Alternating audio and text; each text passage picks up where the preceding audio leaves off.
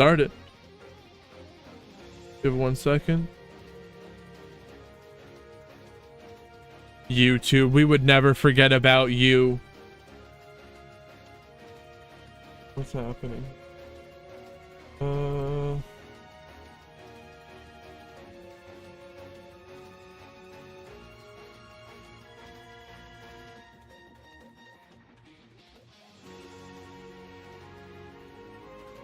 If they activated the MAXX-C, it's it would still be a game loss.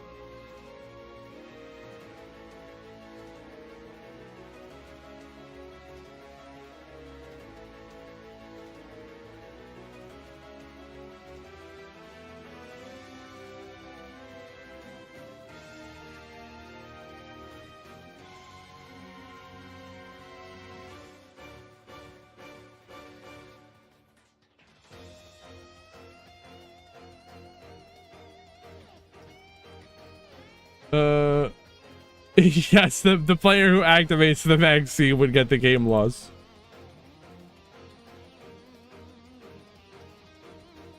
All right, we're not gonna hold up anymore. We're gonna get things going here. Recording. Now we pop out the YouTube chat. Top live.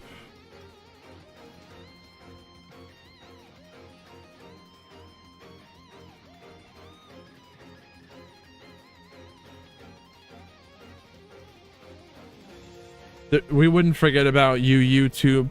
What is going on? Thank you for joining us. We are here today for MAXX-LESS Mayhem with no MAXX-C. This is like the third time where we've got Fiendsmith in the game, but I'm really happy for this tournament, no MAXX-C, where we've got Fiendsmith in the game, but I'm happy to see no Fiendsmith right here. It's been overwhelming. We got a new Fiendsmith Snake Eye combo guide on YouTube if you want to check that out. Snake Eye Fiendsmith.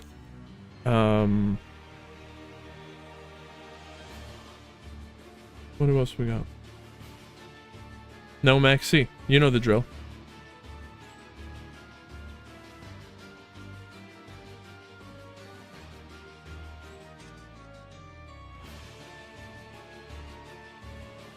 Wait. A rice bomb. Yes, so there might have been someone who activated a MAXX-C. They would get a game loss. But normally it's the other way around. Today it's different. So we will do this one.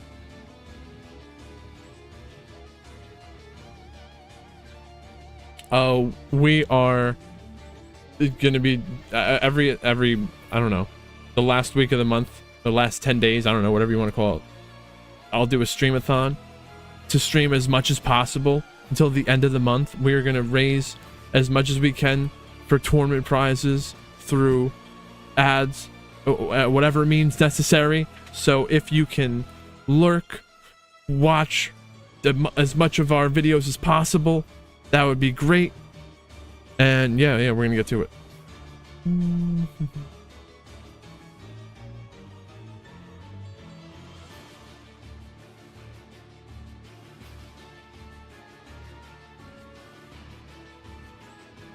Ready? Wait, everyone's good?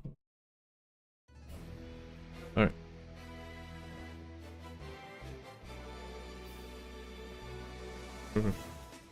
Go!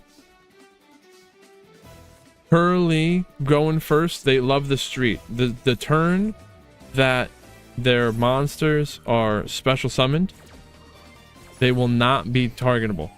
So the imperm would not work. Trouble Tactics, Town, they're going to get to draw 2. Now, Sleepy, summon Pearly, and because it was special summoned, they cannot imperm the Black Cat. The infinite impermanence does not work. Cannot be targeted. Now, we're into the next turn. I guess they could target the Nor, but then they just immediately flip the Yeep. That's what they want to do anyway. They didn't get to draw. Did they draw? Oh, we're in this now. We're in the standby phase. They're activating to draw. Imperm is attempting to negate the Nor, stop the draw, but they're gonna yeep. The yeep dodges the Imperm. They draw, and then they're gonna draw 2 more. I think they draw 2. 1, 2. So they drew 3. The Imperm stopped them from drawing an extra card. And Valor, negate, Diabell. We used to not negate the Diabell. Now it's a good negate.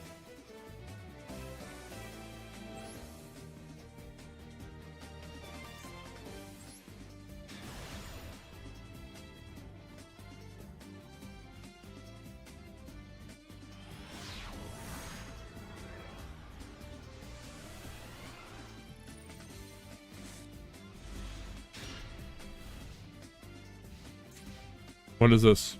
Snake Eye Fiend Smith going second.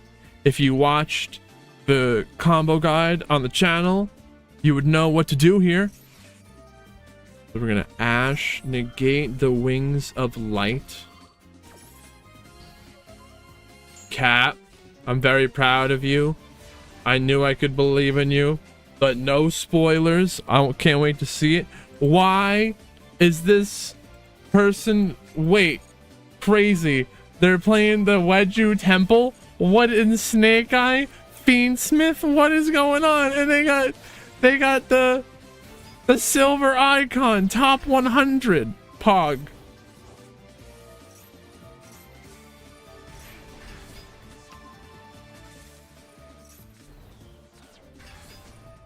Holy cooking. That's lethal damage. How do they fit the Exodia? Oh, and then they go into the back row too, right? So you can send those for the Snake Eye effects. Kind of crazy. And that's their top 100 player, and they're here playing in our tournament. We're not messing around here. You're just in on the early days.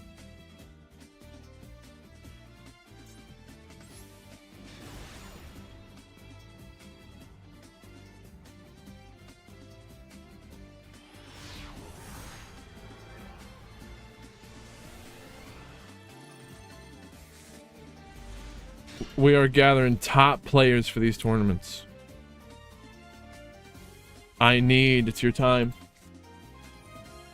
Salaman, Great Circle. There's a Maxi, but we got that Ash. And they're scooping with their nib. What just happened?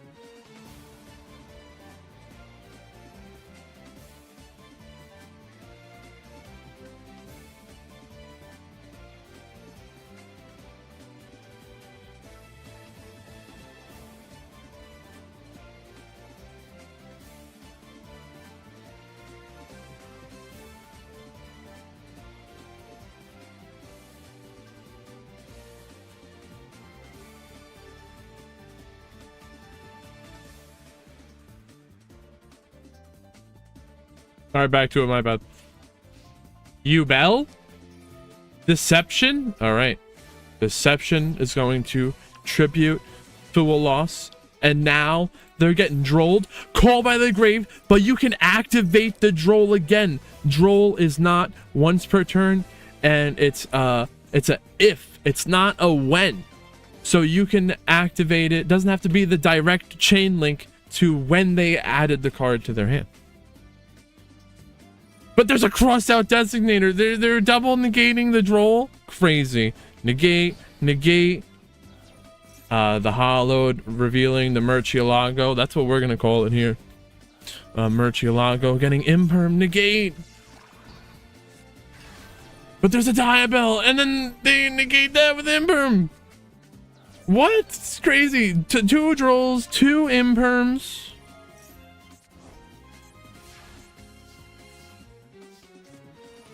Opening. You get the Dark Beckoning Beast. Now that gives them the ability to get a extra summon. The Lord of Yama searching for Sharvara. The opening, discard the spirit and they summon it. It's gonna be a full Yubel combo.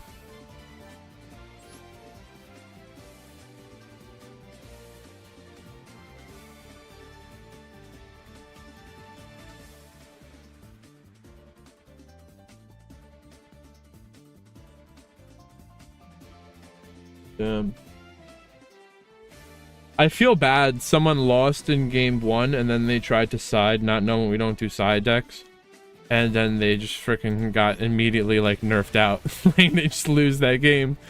I feel really bad. No side deck ever unless I specifically say otherwise. I went as far as to make a whole separate tournament called the Side Deck Scramble. And then that was with side decks. And that was a scramble in of itself.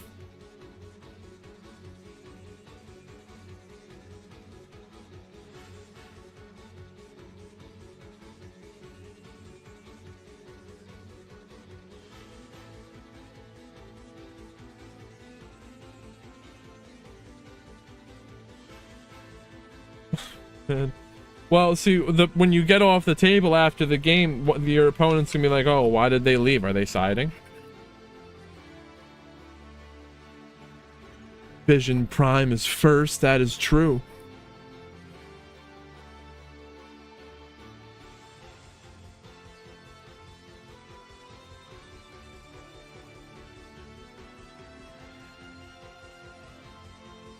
No Max C today.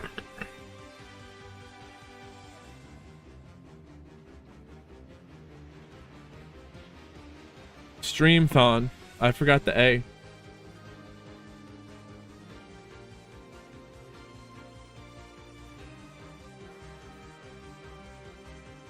A countdown until the end of the streamathon? That could happen.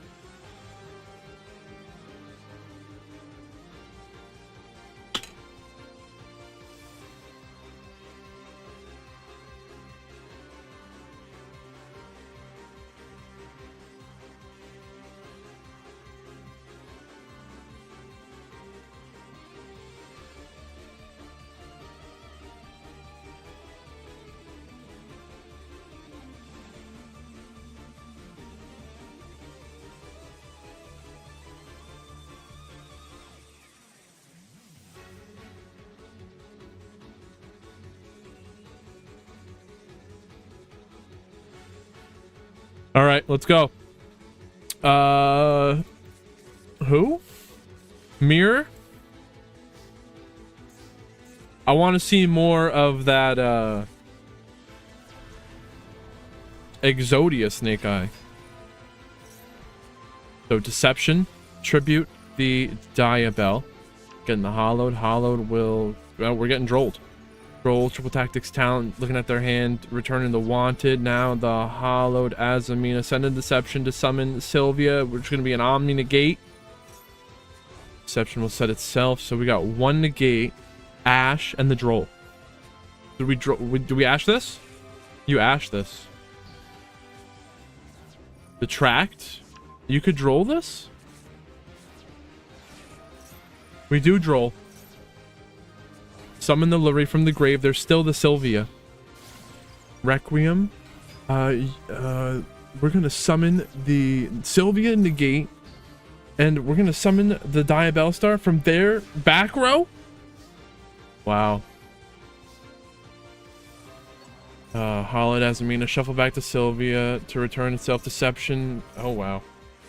Hollowed, sending, deception, summon. They were gonna summon the Murcielago.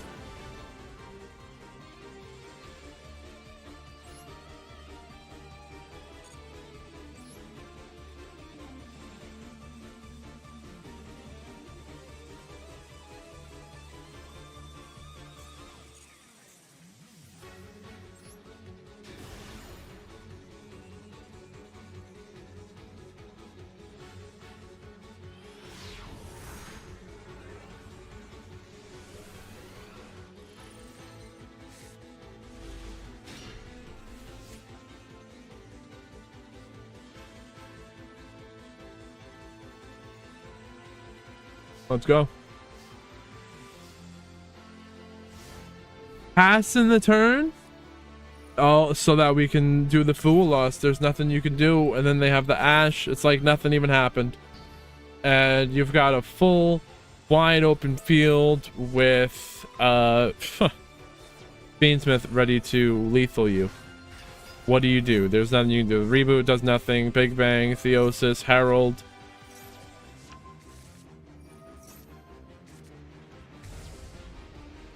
It's just unfortunate. Very, very bricky right here. I almost can't even watch this. I'm sorry that you have to go down this way, Tricky. But we'll see what they'll be able to do in a game 2. Because this can't... Unless they mess up, right? Obito, are you going to take this all the way? Tricky, you should just... What are we even still here for? Requiem, tribute to summon Engraver Oak, sending itself in the Ash. I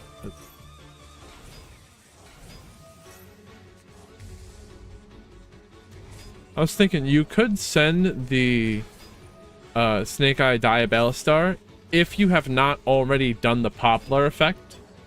Did they do the Poplar effect? Where is Poplar? They already did the Poplar effect. You can reset the Snake Eye Diabell with your Poplar. So they just wait for the lethal.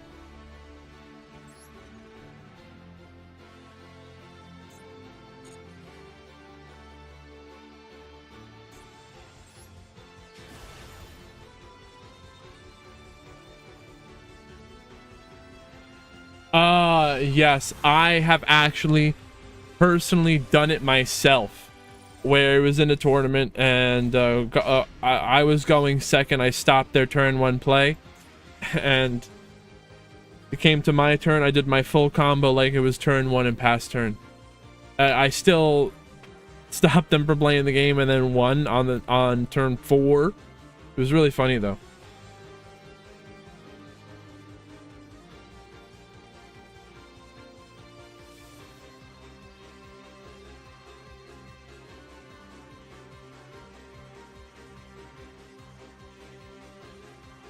All right.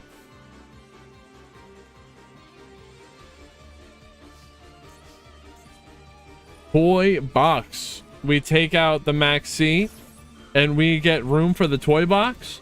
So now we're like really Snake Eye, Fiendsmith toys.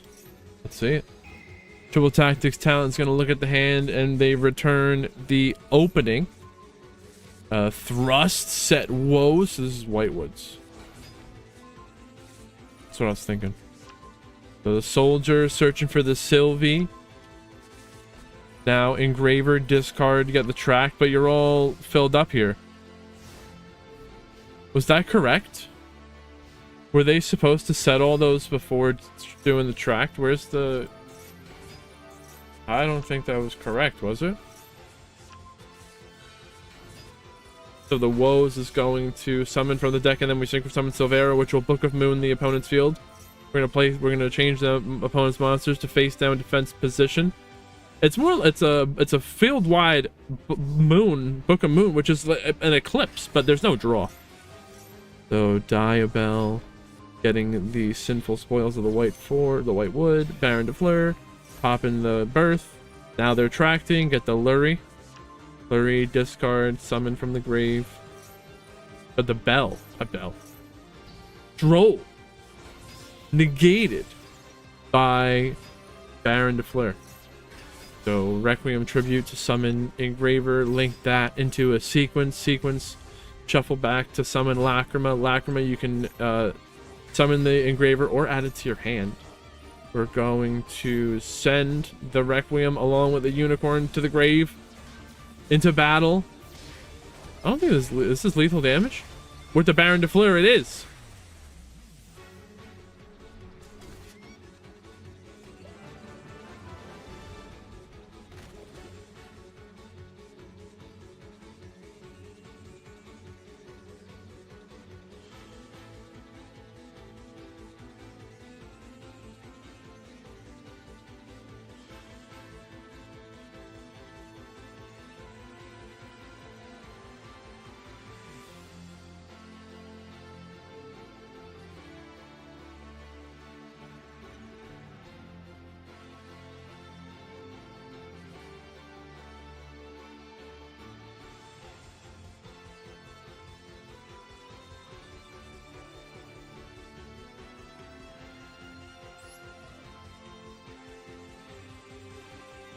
I feel that, Tricky. Sometimes you just get that bad luck hand in the duel room in the tournament, and then you get the bad luck hand in the tournament, and then you head to the ladder and everything's fine.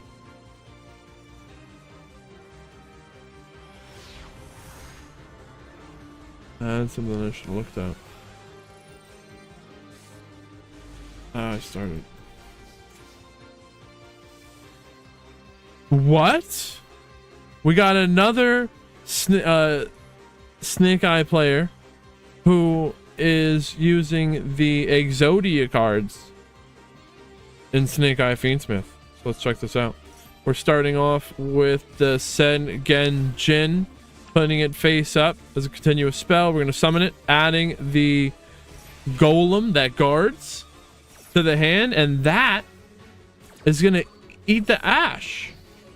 So now we Engraver, getting the track, search for the Lurie, discard with no hand trap, speed it up, Lurie, summon from the grave, link summon the Requiem Tribute, and now link those into the sequence, shuffle back to summon the Lacrima, summon Engraver from the grave, Xyz summon rank 6 Beatrice to send Snake Eye Ash from the deck to the grave, and now we're linked that into a Promethean Princess, which is going to summon the Ash from the grave. And there's your full Snake Eye combo. Poplar, get the Temple, putting the Snake Eye Diabell Star, sending that along with the Ash, summon the Oak, summon the Ash from the grave, and then the Oak sending the Golem, summon the Flamberge, link that into a Hita. The Poplar is going to place the Snake Eye Diabell Star into the back row. We got a Snake Eye Fiendsmith combo video on the YouTube channel if you want to check that out. Snake Eye Diabell Star doing a switcheroo, summon the Oak, placing the Oak in its place to summon itself. This is turn 1 Apollo. So turn 1 3 material Apollo with a Masquerena that's ready to summon a little knight, which could do a double banish. And then there's the Promethean Princess in the grave, so 6. And then Ash.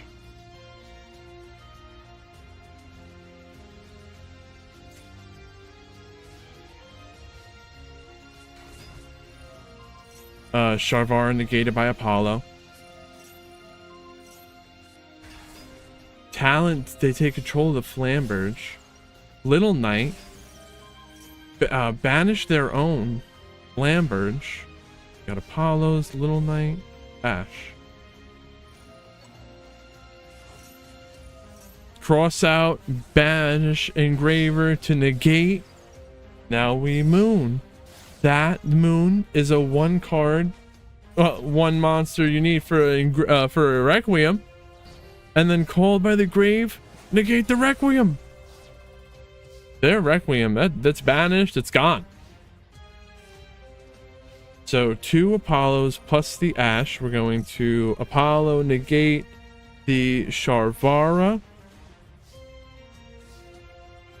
Well, there's an Ogre, and now there's a Bell. I didn't even count the Ogre before, and we drew into the Bell. Oh, because they summoned, that's going to summon the Oak, and the Oak summons the Poplar. Poplar, again, the original. It was just too much. Too much for one little Sharvara.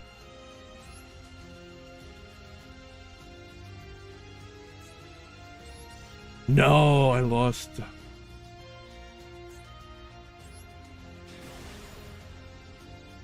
I lost more Snake Eye with Exodia. That was really crazy. Snake Eye Exodia?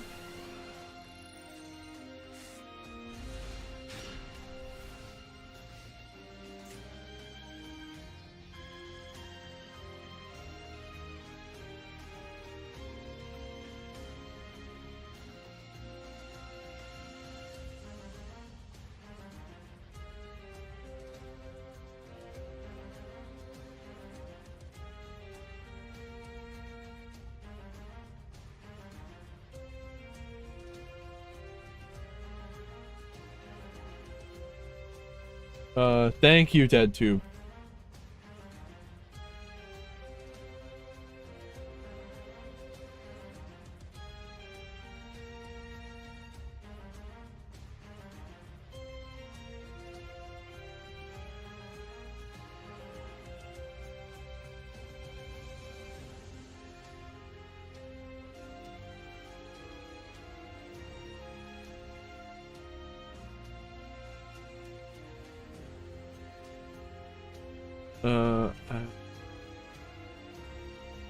I don't see them in Discord either.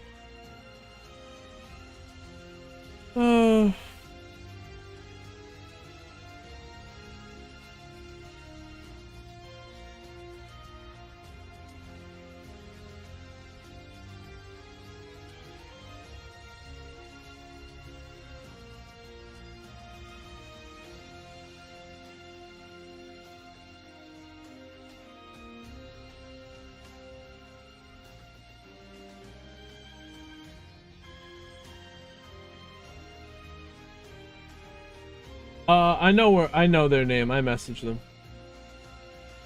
See what happens. If they don't come in a reasonable amount of time, though, let me know, DeadTube. They got, I don't know, 4 minutes. Yeah, that's fair. 4 minutes.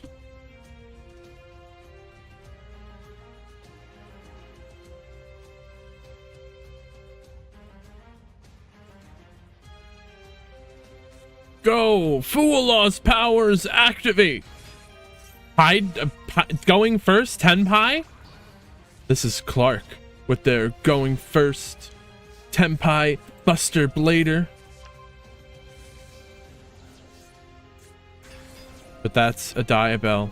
You could droplet negate that, but we're gonna hold this droplet and see where we go with this. Azumina.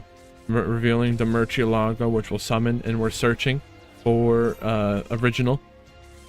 You can Amina Hollowed, return the Murcielago. Now we Azumina, send the original to summon Sylvia, which is a negate, and now we banish the original from the grave, return the Diabell, add in the Ash, and we just normal summon the Ash Blossom. Do we droplet now? No. Poplar, summon from the hand. Where's this droplet? Oak, summon Ash from the grave. Link the Poplar into Karibo. Snake Eye Diabell start putting itself switcheroo with the Poplar to summon Flamberge pushing the Hydra into the back row. Moon. Okay, we're gonna Wanted return the original to draw into a talent. Now we're doing our Fiendsmith plays into battle. Here's the Forbidden Droplet, sending 3. Our attack just went from 10,000 to 6,500. They're tributing the Sylvia, and it went down to 5,600. And the Sylvia was negated. Into the second main phase sequence, we're gonna fusion summon Lacrima. Should they not have just gone all the way? But maybe not, because then they wouldn't have had the Caesar here, because the Caesar would have potentially been negated by the Droplet as well. SP Little Knight on summon, banish the Buster Blader, and now they got Little Knight, Caesar negates, Imperm, cross out. Damn.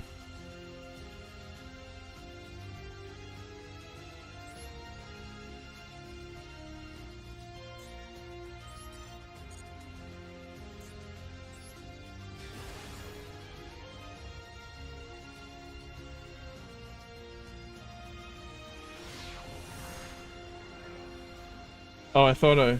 Oh, fuck it. Did they not show up? Fuck it.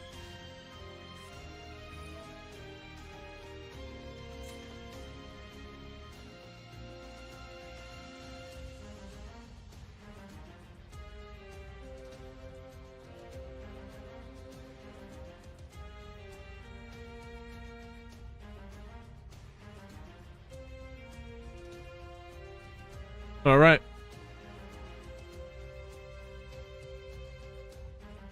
Bonfire. But there's a Droll. So they're adding the Ash to the hand. And there's a Droll. Set Ash. Crazy. So Deception. Deception, if you tribute the Lurie, it doesn't work that way. So we... tribute the Veiler, but now they have a Droll, but that's a Royal Crossout to negate the Droll, and that's their only hand trap. They should have saved the Ash. The Holiday Azamina, revealing the Murcielago, sending the Deception, summon the Merch, and now we're getting the Wanted. Requiem. Tribute. We're chaining Wanted? Should we not have returned it and then done the Wanted chain link 2 to the Hollowed? I don't know. Why did we not do that? So that, and now we do the original the good old fashioned way? Do they not? I'm sure they might know it. We had a Murcielago, and why didn't we do the Sylvia?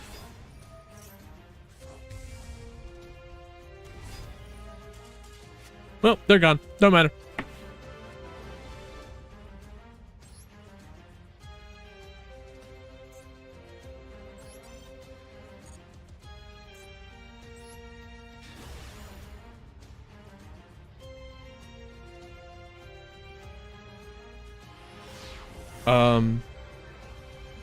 It's time. It's the end of the month, so like we're gonna make a freaking ritual out of this. So streamathon until the end of the month. Me streaming as much as possible. I don't think I have any obligations. No, I don't have any obligations. Streaming as much as possible. If you enjoy the stream and you want to support tournament prizes for free, all you have to do is lurk. You could watch ads, leave your web browser or whatever you got lurking. I would appreciate that. Check out the YouTube channel.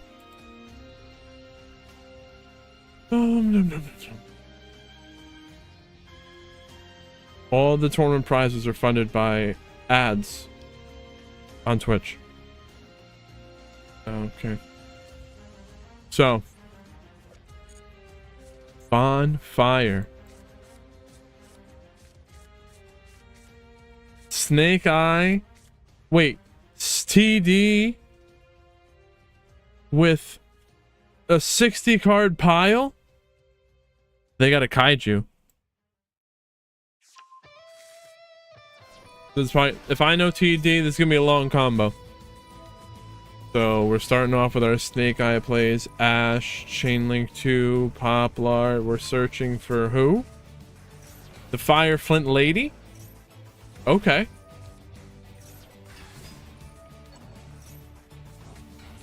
Now we're doing Monodium stuff. Synchro Shokan. Trisukta. Summon the Meek from the grave. Synchro summon Ritara. Adding Elegy. That's going to get Veda. We summon the Flint Lady.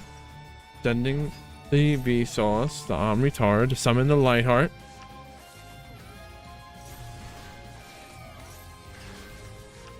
We're gonna clear New World. Hop in the Veda. Summon Acro. Synchro summon Power Tool, Braver Dragon. Equip 3. Holy moly. This is crazy. What? Infernal Knight Renaud. We synchro summon Baron de Fleur.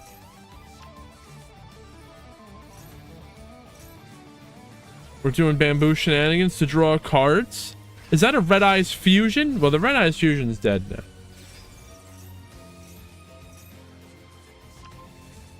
The Red Eyes fusion says you can't summon anything the turn you activate it. So if you summon anything, you can't activate it after that. Or you can't summon anything after you activate the Red Eyes fusion. But Baron de Fleur, for instance, would negate the activation, and then you would be able to summon after using the Red Eyes fusion. And now that Baron de Fleur is getting turned into a kaiju. I said that right? We got wait. We got Phantom of Yubel. There was a Baron de Fleur, but it's gone. Phantom of Yubel, Lancia. That's right, but ashing the Red Eyes fusion does not let you summon, because it doesn't negate the activation, only negates the effect. That's what we got. That's what we need to tell everyone here. The General Raiho. This is like a freaking floodgate.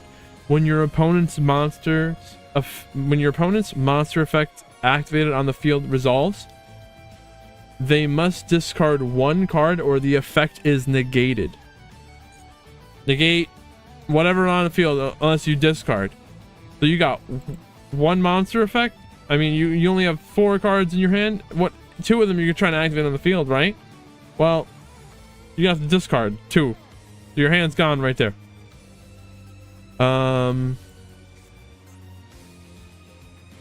The Arbisque. I don't know how to say this one, but let's see. Negated. Now we're gonna. They're reframing. Negate.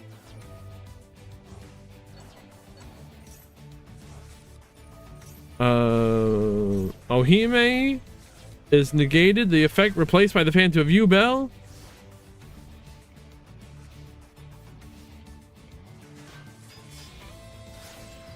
Predaplant, Verte, Anaconda, Makonko Promise, summon the Mirror Makonko, stealing the Verte.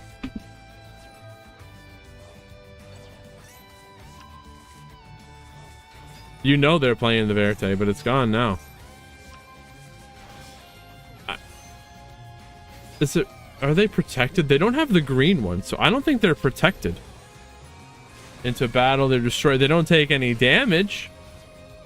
The blue one, they would take no damage. Cannot be destroyed by card of. Oh, it's gone now. Call by the grave. Banish the Ohime. Oh no, it's like Yubel. They're making you hit yourself. Riz has got 1,400 life points left, and they don't have a way. No, the cross sheep is enough. All they gotta do is attack into the cross sheep. They just attack into the freaking Lancia, and it's over. One shot.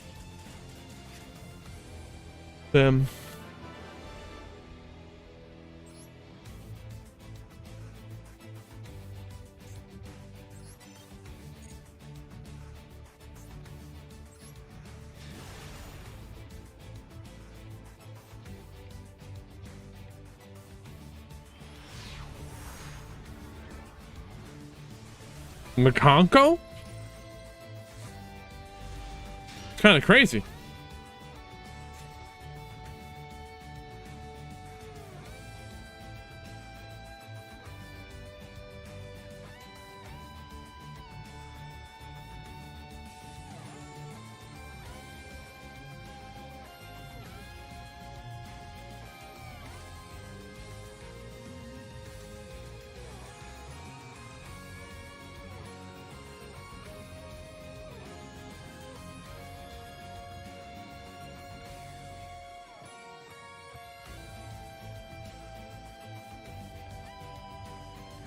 All right.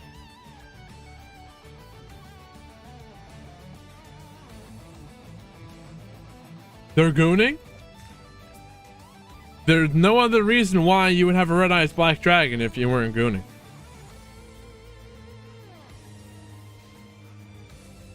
But there's a Fulos. And they don't even ash it. But I guess there's nothing for them to even do. So why do you ash in it? Now we're going to Diabell. Do we have a... There's a Karma Cannon and the Proluge. The Proluge, but we ash the... Huh. I don't know. They just go right to the Sylvia. And now they Bonfire. Even if you... we're going to Droll. Now see if they use... There it is. They're going to cross out the Droll. And now... the Karma Cannon will be negated by the Sylvia because it's either you use it or you lose it. They would flip it face down, then you can't use it anymore. So they think they're safe and sound negating the Droll, but they're gonna have the Ash to negate the Ash. Snake Eye Ash, we're holding on. Wait, don't negate yet. I think we're gonna negate the ash that would the ash effect that would send itself and something else for the grave to summon.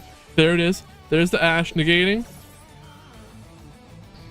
So we will speed this up, link that into a Hida, Poplar, placing the Snake Eye Diabell into the back row. Hida summon the ash from their grave. The Snake Eye Diabell would also summon, I believe, because they didn't do that yet. And Clark, I'm sorry you weren't able to get gooning. That was the hand was bricky though, with the black red eyes in the hand.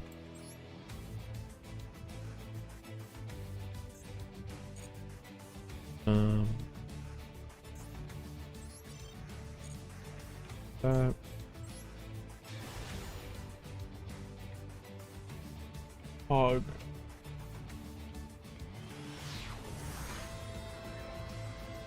Did I do that? We did.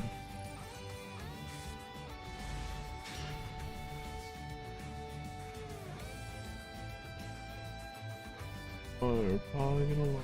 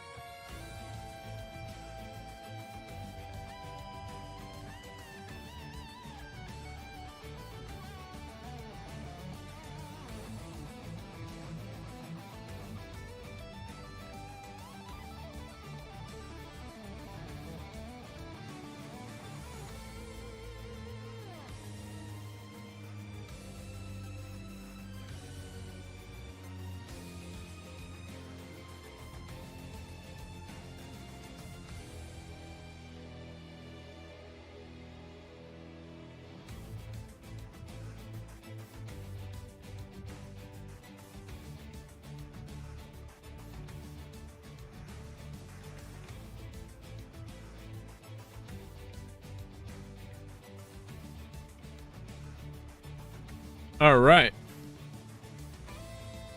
Where are we? Rafa and Vsauce? These two are both top tier players. Rafa won first place in one of our tournaments here. And I see Vsauce on top playing all over the place.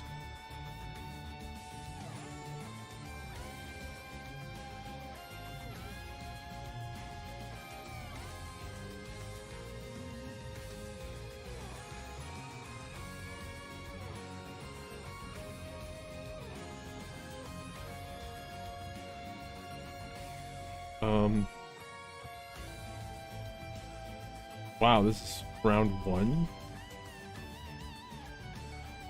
Bro, it looks like they're in game 3 and it's going to 60 minutes. I mean, how did I tell you? They're 2 top tier duelists, and they're dueling it out. Let's see what they got. We got tracked. Ooh, there's a nib.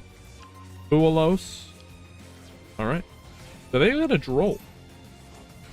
We'll see. Here's the Fuelos. They're Ashen. Get the Poplar. Are they not gonna do the? No, we do. Oh. Oh, okay. I understand. So, if you get rolled, they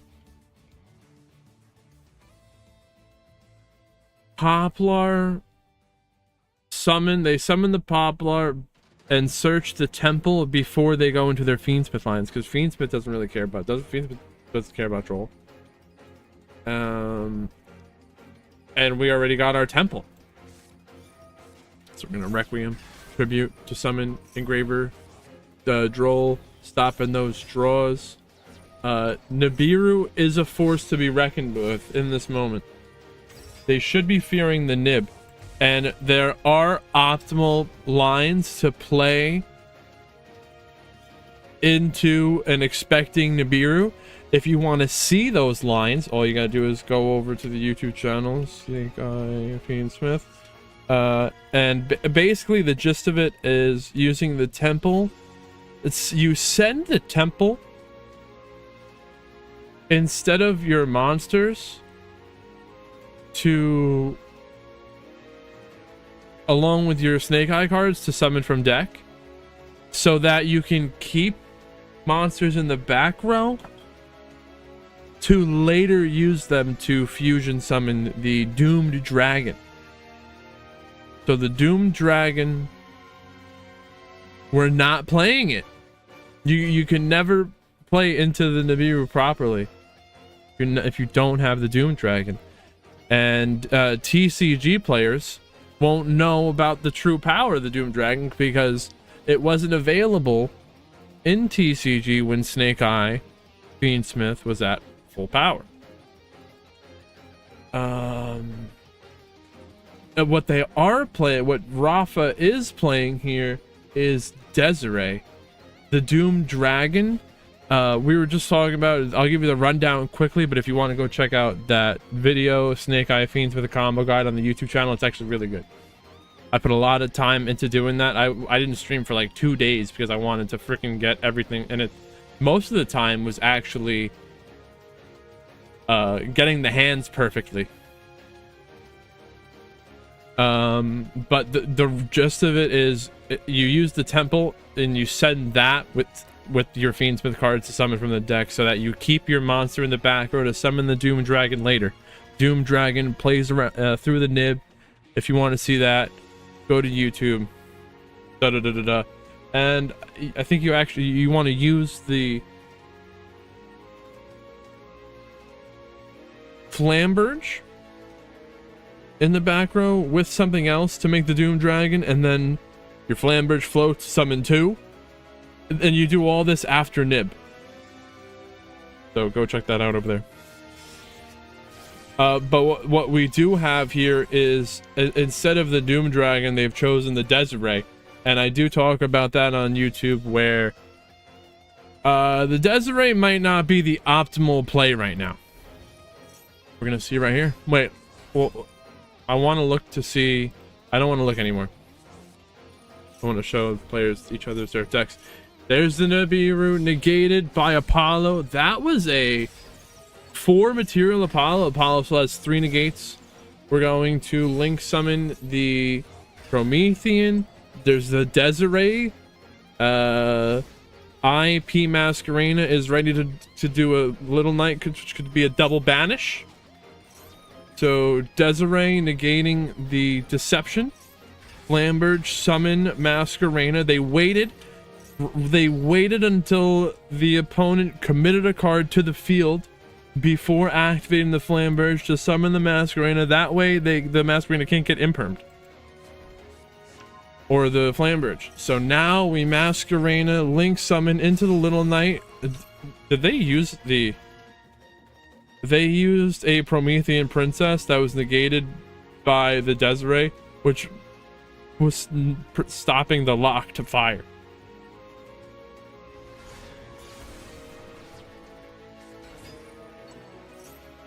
They didn't need to use Promethean. They didn't need to use the Promethean, but I think they... Did they choose to negate it along with the Deception? Yes, earlier in the turn, they used the Desiree to negate the Deception and the Promethean Princess. So now we turned off the lock to fire. We used that Promethean as material to summon the Little Knight, which gets the Promethean Princess into the grave. And right here, they're now gonna summon it from the grave, destroying the Flamberge and the opponent's Oak. That added a disruption. I don't even know how many disruptions we have anymore. Where did the Apollo go? The whole field is gone. What was it? It was a lot, and now it's nothing. We're gonna Oak. We summoned the Oak that was just placed from the grave because of the Poplar. Because they summoned the Nib. We summoned the Oak with the Temple. And the Oak summoned Ash. They summoned Ash. This is freaking crazy. Where's my...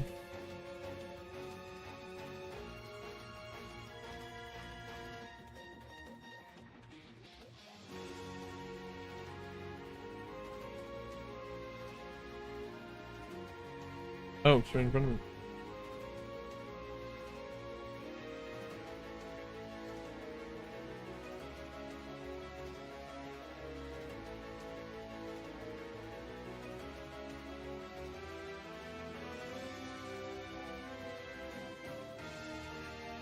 They did nib turn one, but it was negated by the Apollo.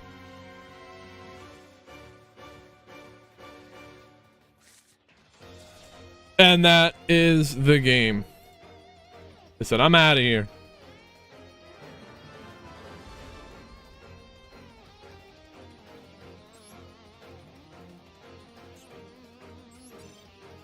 I am glad that we got to catch that. I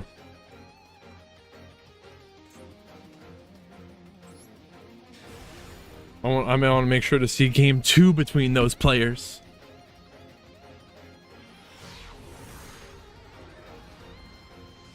Or who knows, whatever this is.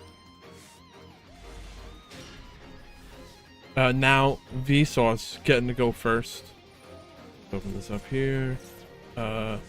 Discard the engraver, search for the tracked, getting ashed. So these top players are showing you can ash the tracked. You got to stop somewhere. Deception. They're now going to tribute the Droll, getting the hollowed, and all they have is the Veiler. So do you Veiler the Murcielago? You have to, right? Let's see. Murcielago is going to activate the search. There's the Veiler, but there's the cross out in the hand. They've got it. They play the Veiler. They're going to negate. Speed this up here. So now Wanted, getting the Diabell. We're sending the Diabell, sending the original, summon the Diabell, placing the Subversion. So we return the Murcielago to get the hollowed, and now we're sending the Subversion to summon Sylvia. I see. I didn't know that you could use the Subversion as well. We're gonna Ash, searching for the Poplar. Poplar will summon from the hand. Poplar getting the Temple. There we are. We're sending the Snake Eye Diabell Star along with the Ash to summon the Oak from the deck. Oak will summon the Ash. And then when we Link summon Link Karibo using the Poplar, we're going to reset the Snake Eye Diabellstar. Just like I told you. Snake Eye Diabellstar placing itself is put into the back row by the Poplar. We're gonna Oak, send in the Requiem and itself to summon the Flamberge. It's just like I'm telling you. If you want to recap these steps, head over to the YouTube channel. It's a 55-minute video on how to do this. We compare the lines with and without Desiree. It's too much for Roth. I said, this is crazy. There's no way I can take that, but we'll see what happens in game 3.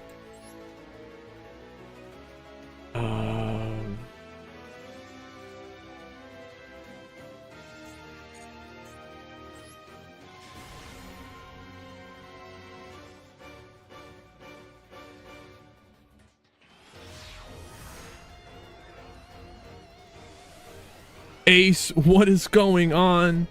Good to see you. Freaking game 3 between two top tier Giga Chads. Let's go.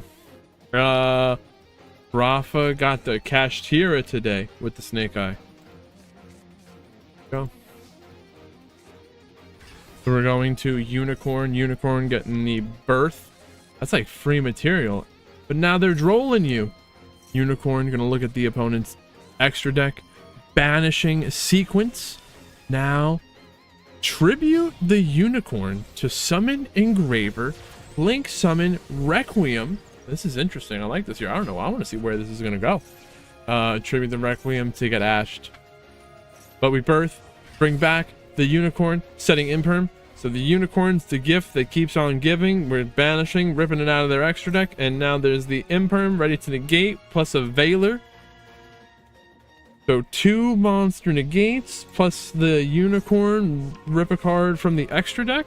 3. Birth can banish? Oh.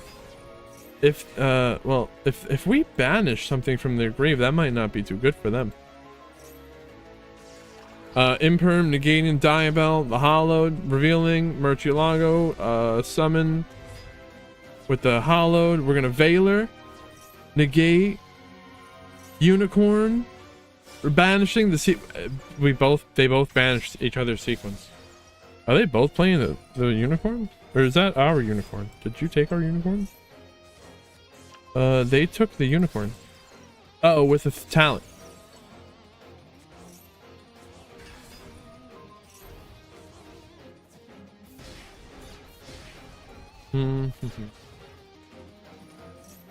Deception setting itself in the end phase. So we get the Lurie. Birth is attempting to summon, but the little, oh, it does. Little Knight now. What are we banishing? Engraver. Unicorn. Activating, but then the Little Knight banishes itself in the Unicorn until the end of the turn.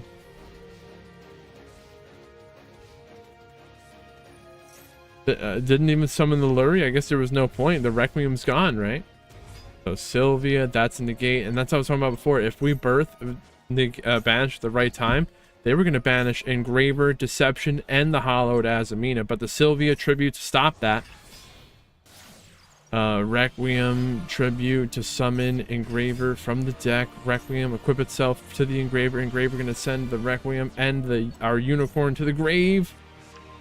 But Unicorn just keeps coming back with the Birth, so that's okay. Not if that called by the grave can stop it. Or a Birth, bringing back the Unicorn into battle. Unicorn destroying the Little Knight, and now the Lurie. Oh, we equipped the Lurie to the Requiem, sending the Requiem to summon for the original summon Ash from the deck. Ash, search for the Poblar. Poblar summon, get the field spell. Link that into Link Karibo. And even with the called by, Vsauce said that is enough for me. I'm out.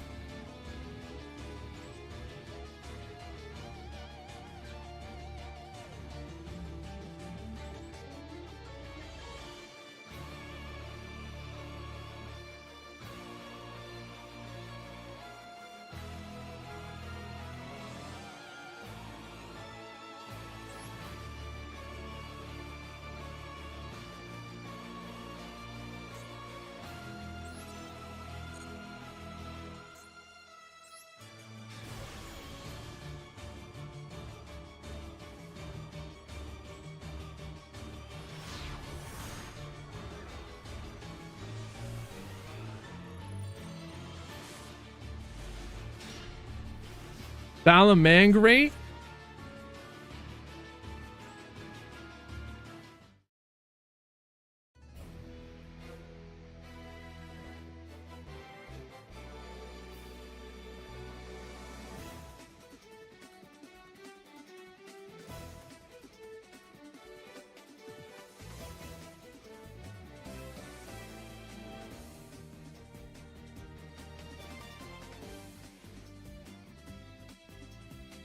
Oh, we got one for today.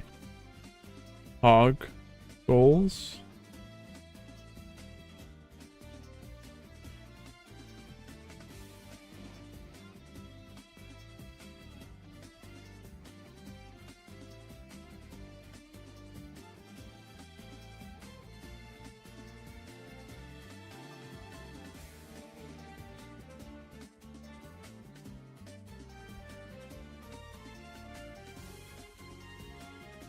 Huh. Oh.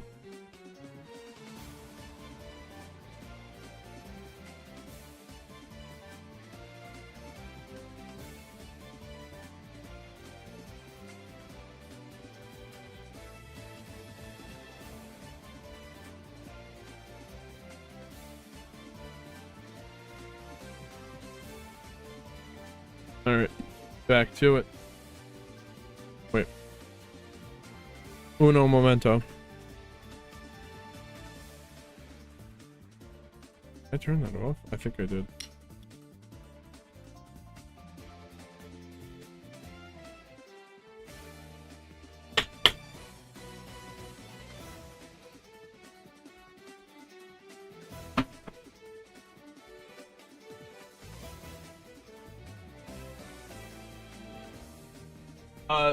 Those two top tier players we were just watching, I do believe they were doing everything just like how I predicted how everything was supposed to be done. And you could be doing those lines just like how they were by watching the YouTube video.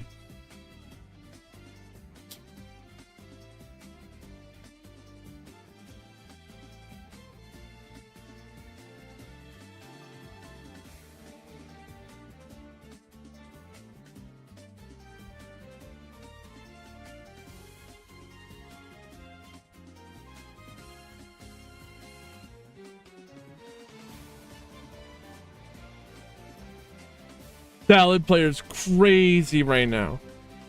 Hogging so hard. Hogging out right now.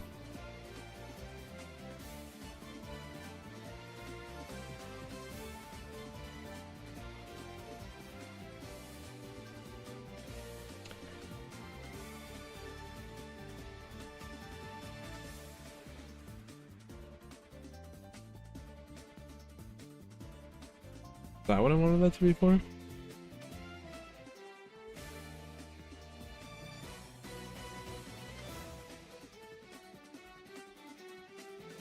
Oh, this is just a good match right here. Luigi is also top tier.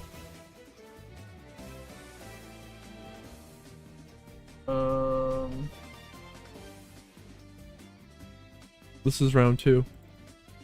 Says, well, don't worry about it.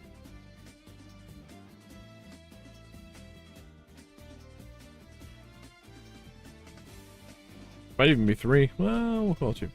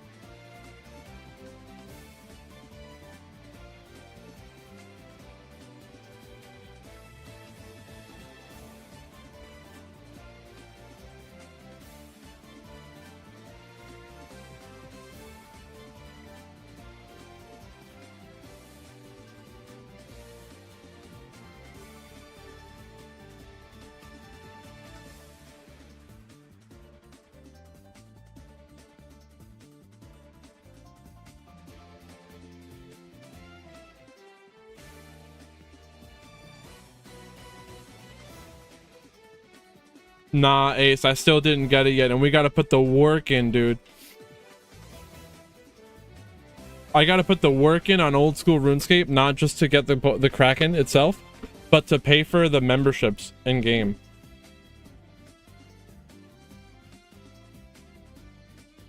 You can get in-game membership for free, but you have to keep playing enough to earn the resources to buy it. But I haven't been playing enough to do that. So I gotta get grinding on that.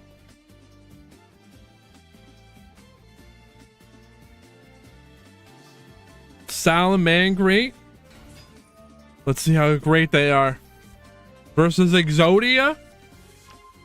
And Exodia has not just a Raigeki, but an evenly. Crazy. Followed by the grave. Negating, banishing the dimension shifter. That was going to be a game winner move right there, but they got the calls by.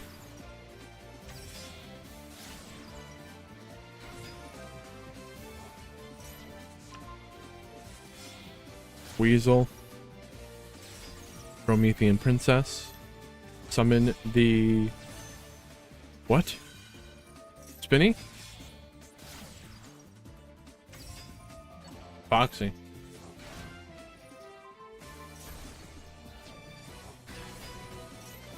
Promethean Princess summoned from the grave on turn 1. Link that into a Raging Phoenix. Raging Phoenix with itself? That's right. And when that happens, the roar can set itself from the grave. We're adding the rage. Let's roar and the rage negate. Oh, that's how they stop the evenly. What about the Raigeki? Wait, is that what they negated? They gotta discard the Raigeki for the melody. Anima. Promethean Princess poppin'. That's all they got. And they summon the Gazelle on top of that.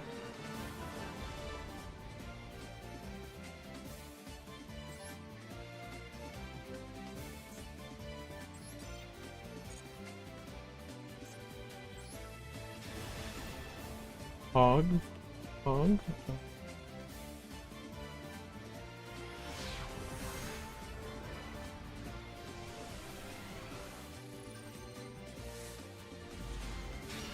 Let's go. Snake Eyes. Well, wait, Whitewoods? Diabell Star, setting Deception. Rixie here, top player. Holding on to the Ash and the Imperm. So they are going to Ash, negate LZ, which is great. They still summon it though. Link both those into the moon. And where do we Imperm? Read this up here. The sequence? Deception, Tribute Engraver, adding the Hollowed, revealing the Murcielago. We're sending the Deception to summon the Moo, and then we Imperm negate the Murcielago. Engraver returning the moon to summon from the grave and link those into Silhouette Rabbit, which will set the Asia rune from the deck. Returning the Hollowed, setting the Called by. Deception setting itself from the grave.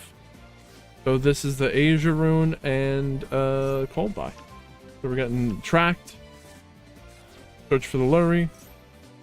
Lurry will summon from the grave when it was discarded. Lurry into the Requiem Tribute, and that is where they're going to Call by the Grave, banish and negate the Requiem. Sen Gen Jin.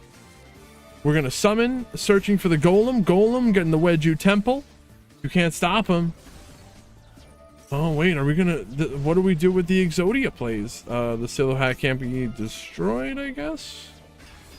Oh, it's all to do a doomed dragon, and the Sengen Jin is level 8. We make a rank 8 zombie vampire mill and a Diabell, summon a Diabell. It's crazy. And that is what MAXX-LESS Mayhem is about. Cooking. What you don't fear Max C, and what can you put in your deck when you don't need 2 Maxis? You have those 2 extra spaces. Ghost, I think it was always Thursday. Tomorrow will be Rogue Roulette, and then Saturday the regular tournament, and then sometimes it was on Sunday, but that's when there was like no Meta Weekly or something. Ghost, what is going on? It's crazy. Sengenjin summoning a zombie vampire.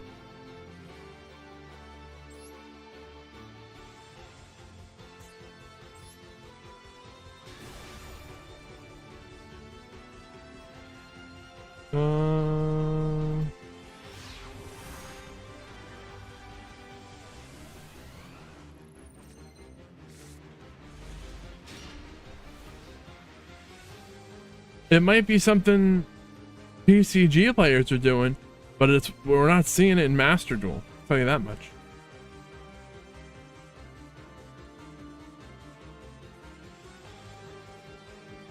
And it's multiple Snake Eye players doing the Millennium or the Sengenjin. So they're not doing full Exodia here. It's just a way to mill a Diabell. Time means nothing. We exist outside of time here. And we are going to keep going here.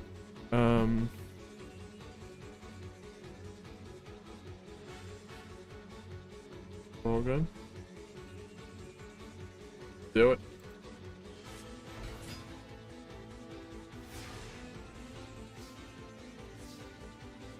So this is an imperm, and what is this other card here? Possessed Partnerships. All right. Now the Wedju Temple, we're going to place double Sengenjins. And here's all of our Sengens. We're Jinnin. Droll. Sending. And we get them into the back row. We summon the Doomed Dragon. This is the play right here. And the Doomed Dragon and our Sengenjin are both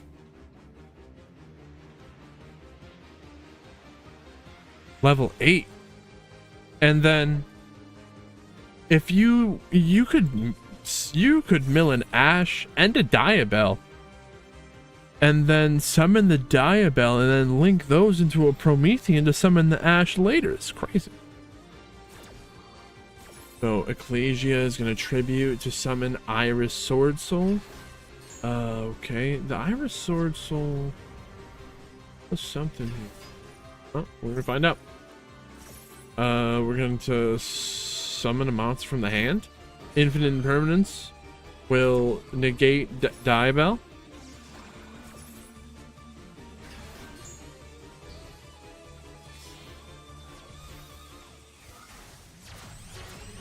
Using the Diabell and the Golem, link summon the Golem. Links the Golem and the Diabell. Use them, link summon the Moon. A Moon will be used to summon Requiem. Requiem Tribute. It's 1 card. I was thinking about it. Like, why is it so good to go down from link 2 with the Moon into 1? We're going to plus material through the Fiendsmith line, and we're changing them to level 6s so that we can do things like the Beatrice if you wanted, but the zombie vampire is going to be more than enough to summon a Poplar, but the Poplar has got nothing to search for. We can speed this up here. We're putting the Snake Eye Diabell Star into the back row. Now fusion summon Desiree with the sequence.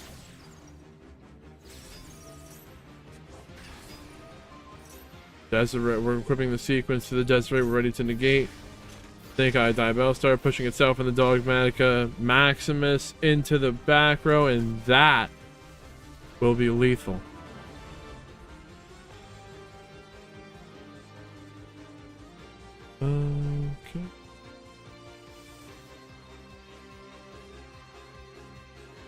Ong prevents you from summoning extra deck for the rest of the turn and shuffles non-millennium monsters into the deck. Oh. They don't need all that.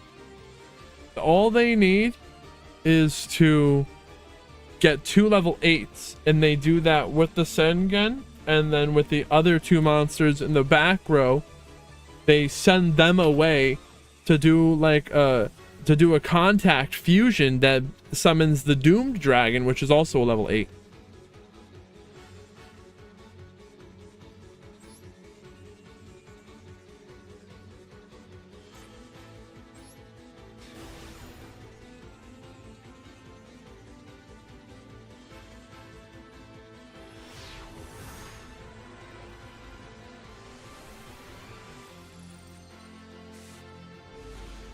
Horse is better.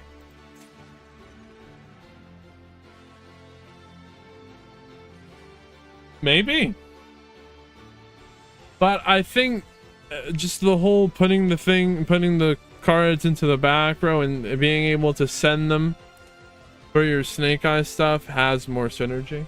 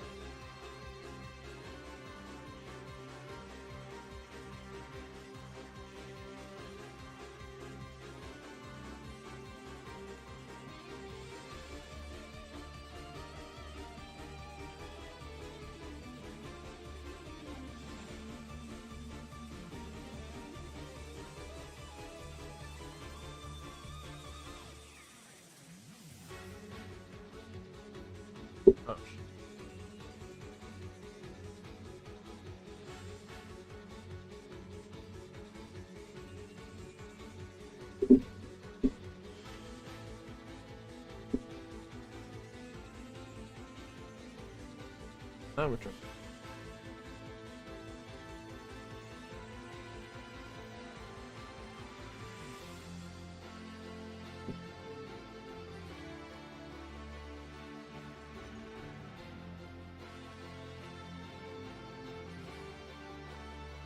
that the other camera? Oh, it fell. I was wondering why it looked funny.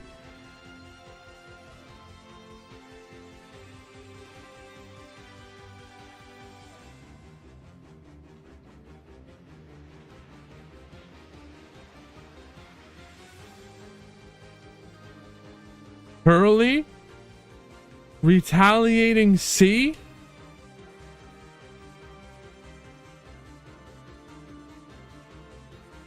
There's no max C, but retaliating C, you can play that.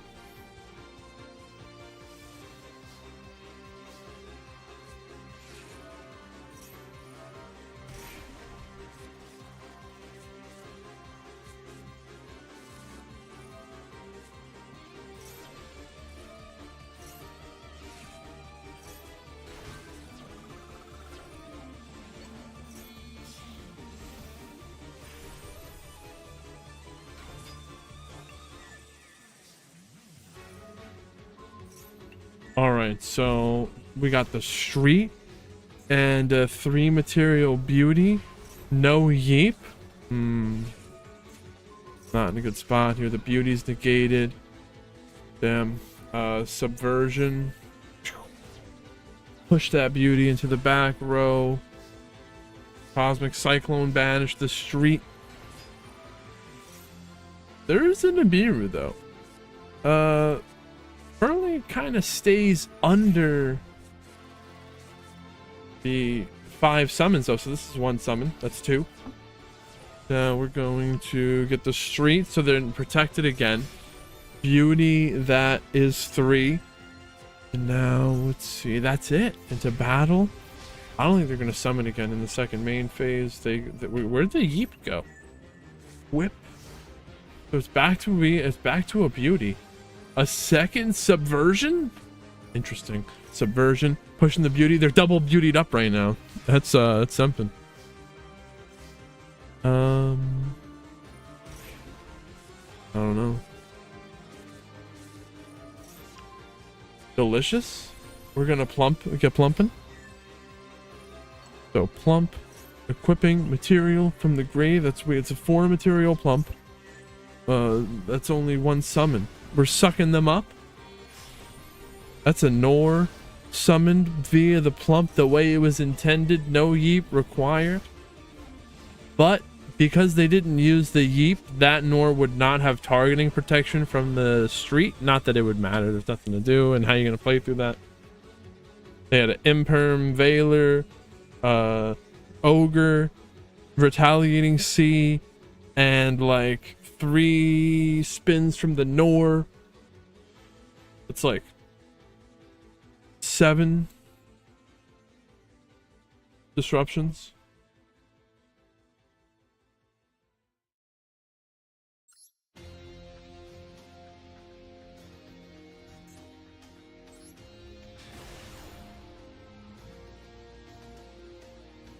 Huh. Yeah, I mean, I didn't like Snake Eye Fire King at first either, but I came around to it, and that became the deck I played the most. So I'm coming around to Fiendsmith, the Fiendsmith engine.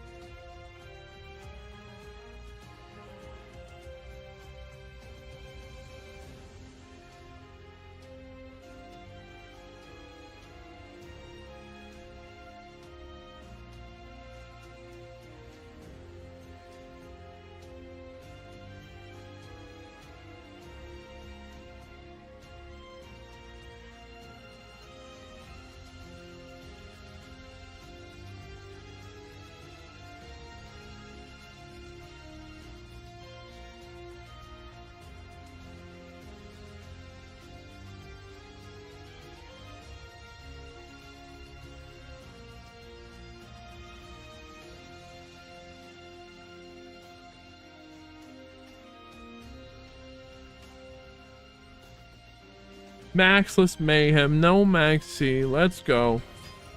Sylvie of the White Woods, getting the tails. They drolling now, chain the Wanted to the Droll. They get the Diabell before the Droll resolves, but now that Diabell is going to get Veilered. But special summon the Rosia from the hand, and we're going to link a Moon into a Requiem, tribute to Engraver. Now we're fiending. Sequence, shuffle back to summon Lacrima. That can summon the Engraver from the grave. Or you could add it back to your hand to get the Tract. And we're going to send a Stellar with the Beatrice and link that into a Sprite Elf, which will bring the Stellar back. And grow summon Baron de Fleur. So there's the Baron de Fleur. Is this a Woes? The Baron de Fleur negate, and the Woes will summon a tuner from the deck. They'll synchro summon Silvera, which would be a Book of Eclipse with no draw. That's the Woes, Sylvie. And the Stellar to summon Silvera, which on summon will put the Luri into face down defense position, completely cutting off this Fiendsmith lines. They still got the Baron de Fleur. Baron de Fleur negating the opening, destroying it. Shuffle back materials to summon the Phantom of Yubel. The Baron de Fleur using the gate. Baron is going to return itself to summon Engraver. Oh, and use the Sylvie to bring the Baron back out. Okay. Pretty crazy.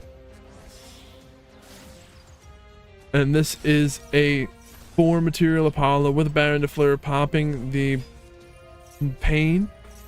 Apollo, well, Baron de Fleur negate, plus the 4 negates with the Apollo. They didn't even use the Phantom of Yubel because they said, "To hell with it." They'll just negate it with the Apollo. Phantom of Yubel. Tribute negated by the Baron.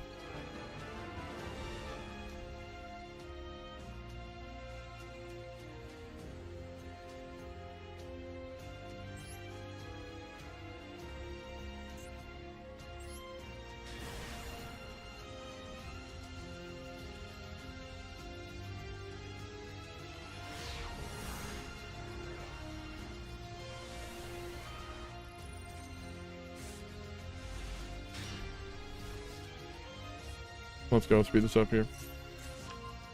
Salaman Greats.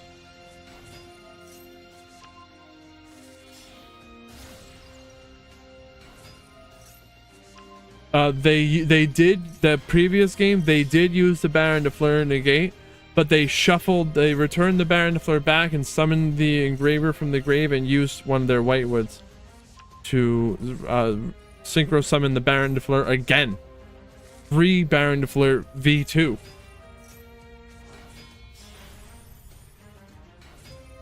Mirage to Leo, detaching material to summon Jack Jaguar from the deck.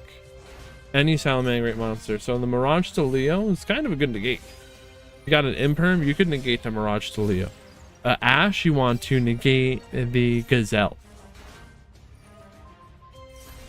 This turn 1 Promethean Princess is crazy. We summon a monster to the zone that the Sunlight Wolf points to, so they recycle the Ash. The Phantom could have chained to stop it, but they had the Apollo, or maybe they used the Apollo. It was either or, one or the other. They were doing that to respond to the other one. So turn 1 Little Knight, right? So we got a Rage, Roar, but both of those are turned off because of the Lala Golem. There's a Little Knight and an Ash. Ash, negate the Sengen Jin. And now there's Snake Eyes Doom Dragon, like we were talking about before. Promethean Princess. I forgot about the Promethean Princess. They're popping. Dark Ruler no more negating. They're roaring. The roar and the rage, they're back. Wow. Because the Raging Phoenix, Salamangreat, didn't even register in my brain. So into battle. It's not that is lethal. Oh, I thought it was gonna be like just under. Crazy.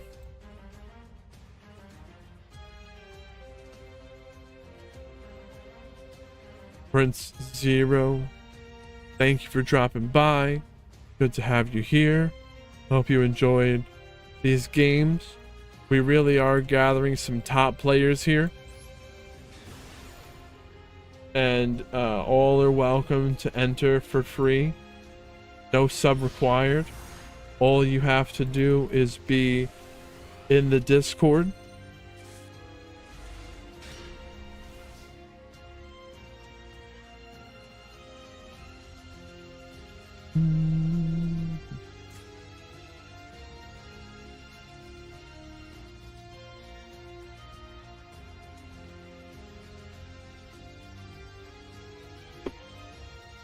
Well, even if you're not right now, you might be on the road to being the top player, and the only way to get there is gonna be playing against the best players to really test yourself.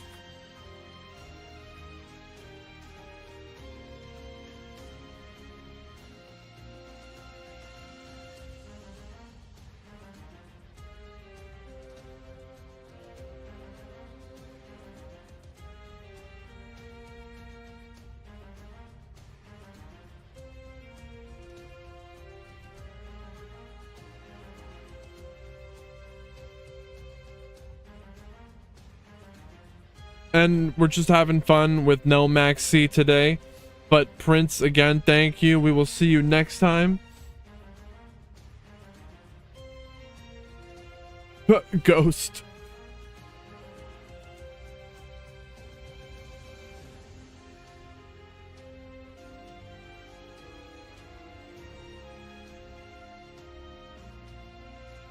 Oh, I understand now. If you are enjoying these matches, make sure to be subscribed on YouTube. We're posting the highlights from these tournaments over there. Mark is doing a really good job editing those videos. Funny shorts.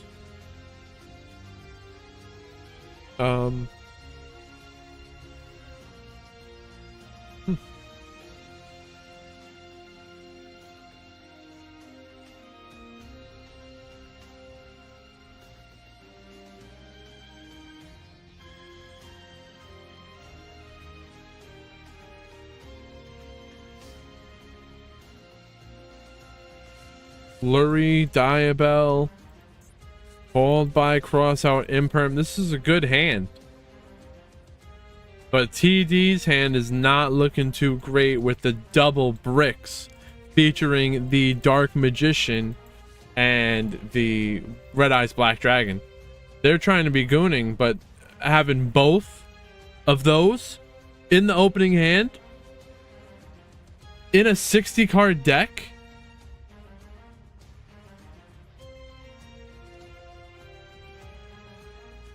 Crazy. But they do have a Droll, so maybe the Droll Copium can help him get through this. Now there's a cross out and a called by for the Droll. So, but Myelito here does have a very nice royal cross out. So that's pretty cool. Anyways, let's get this started here. We're gonna Diabell, summon the Diabell, sending the Imperm. Did I what? Summon Diabell, sending the Imperm? Yeah, I think that's what I said. I don't want to say summon the Imperm, that would be funny. And you don't want to do that. That's not how that works. Cross out Designator. Negating the Droll.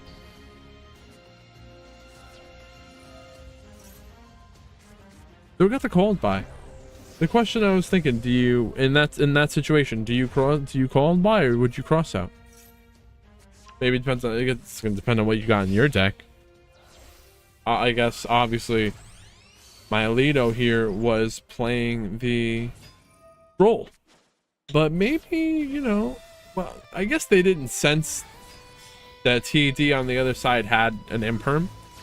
So they said, oh, well, maybe we can use the cross out because they didn't think they needed to cross out an Imperm.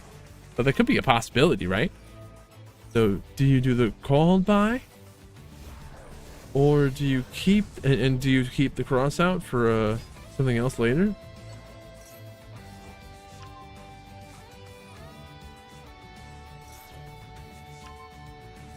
Now, that was a situation where the Lacrima returned the engraver to the hand so that we can discard to get the tracked, get the Lurry, discard. You know where we go. That is a 3 material Apollo, and we are summoning the engraver from the grave to summon Ash. We're gonna Poplar, get in the temple, placing the Snake Eye Diabell. There it is. Where this they know the. It looks like they know the optimal lines.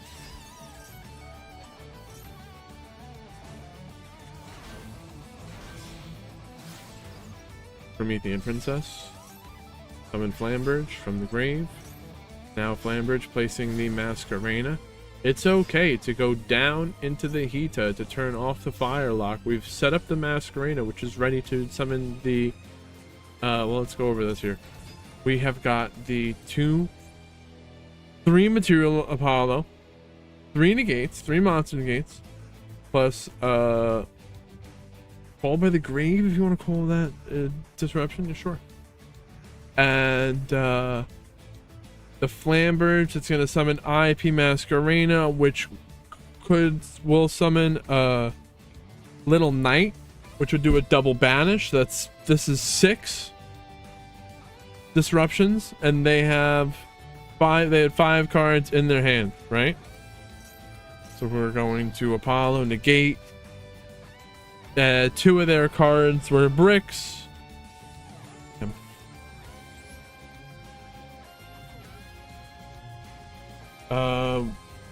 I called by to save cross out for Nib Imperm Veiler. Very well said at the time. I didn't even think about the Nib. Nib could definitely be a possibility there. So if you've got a called by and a cross out and they max C, well, we're not maxing today. They ash. You might want to call by the ash. Save your called by for a cross out.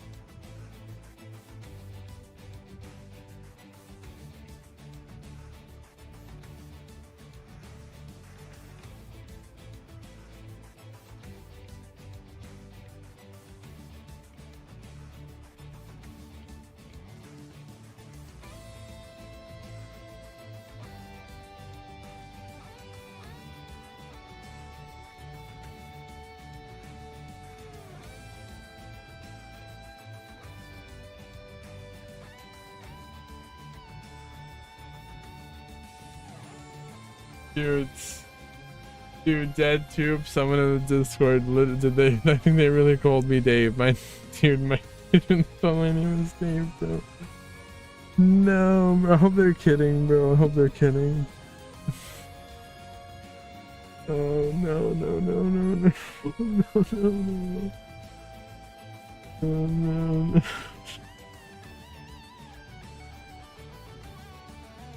no. Okay.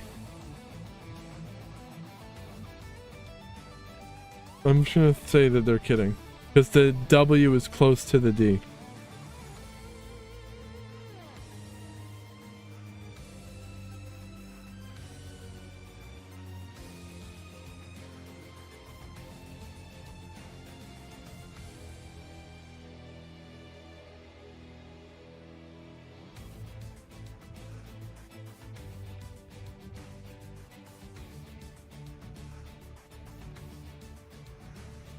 Oh, waifu. I'm pretty sure that's wrong.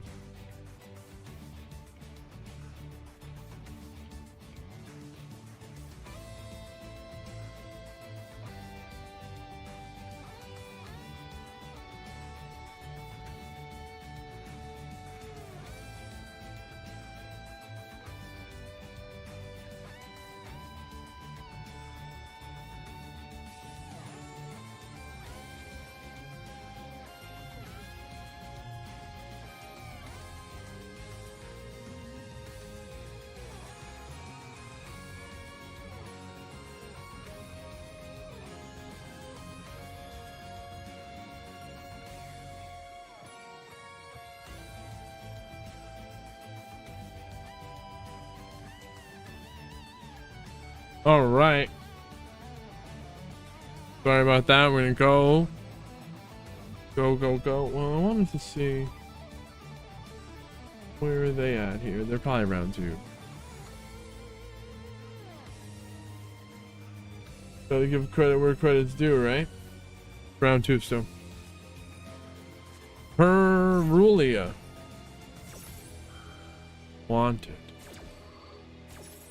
So the Perulia is gonna make it so that the Pearly player gets to draw her special summon from the hand. I was gonna say that, and then we did. We just draw because of the Poplar drawing into Delicious. Imperm, negate the Poplar. Good. Poplar gonna place itself into the back row, and now Diabell coming from the hand, and we're gonna get to draw into another Perulia. Are we gonna Perulia again?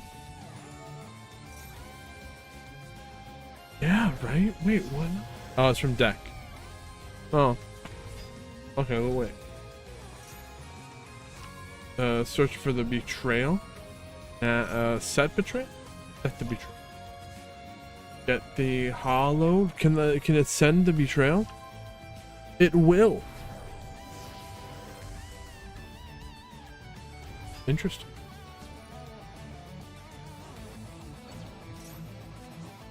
So now they got a Sylvia, which is a negate. Baylor, Droll. Okay. So 3. 3 negates. They got an Omni negate, Monster negate, and then Droll. The Pearly Street makes it so that they can't be targeted the turn they're special summoned. So the Veiler is kind of useless. The Droll is going to resolve. Pearly is activating to summon, exceed summon with a card in the hand as material, but that's negated by the Sylvia, not destroyed. Now we fusion linked. Oh gosh, summon the Black Cat, special summon, and it's ready to exceed summon. And yeah, they're plumping. They cannot be targeted the turn they're special summoned. They're plumping up. And can we suck them up? But we are going to battle the Link Karibo. And now we are Noring. Nor. We're equipping material to the Nor with the Street. The 7 material Nor. We're gonna Ash the Nor to draw, but it's unaffected, so the Ash basically did nothing. And they said, I'm getting the hell out of here. The unaffected even through the Ash. Maybe they just ashed out of frustration.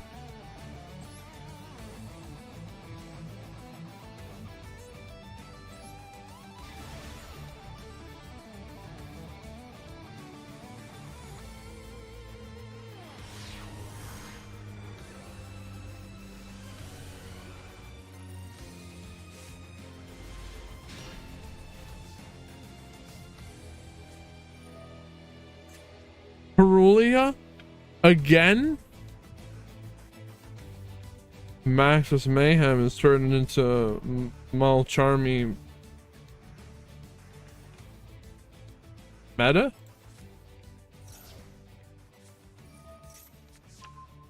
Throne.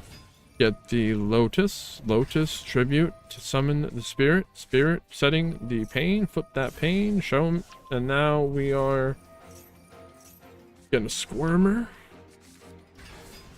There's the Terror and the U-Bell, summon the Squirmer, and we're getting nibbed. They be nibbing. They're drawing for Perulia. The Moon. Tribute. Sorry, we're gonna use the Moon to summon the Requiem. Then we'll tribute that Requiem, summon Engraver from the deck. Using the Requiem that's equipped to the Engraver will send the Nib and the Requiem to the grave. But that, you have to watch out for that, because it could open you up to a Imperm. If you play through the Nib and then you send their Nibiru away with the engraver, that'll have their field wide open for a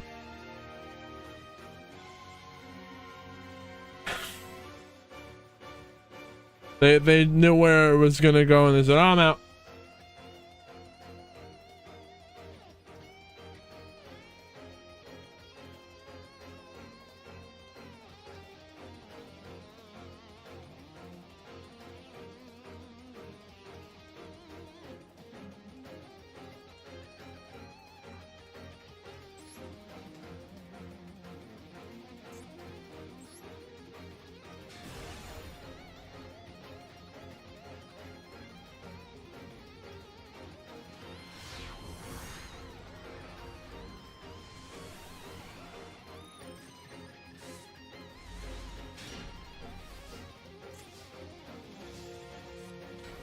So this is a 1-card Poplar combo, and now Imperm is going to negate, but there is a cross-out designator, and they've got the extra space for all the Imperms they want in the deck, because they got an Imperm in the hand. You gotta wonder about that. If you only play the one and you start out with the cross-out and that cross-out target in the hand, you can't do anything with it. This is a 1-card Poplar combo. Now they're getting ashed on the original. So there's Imperm and Droll. You can Droll this. Well, you're gonna Droll this.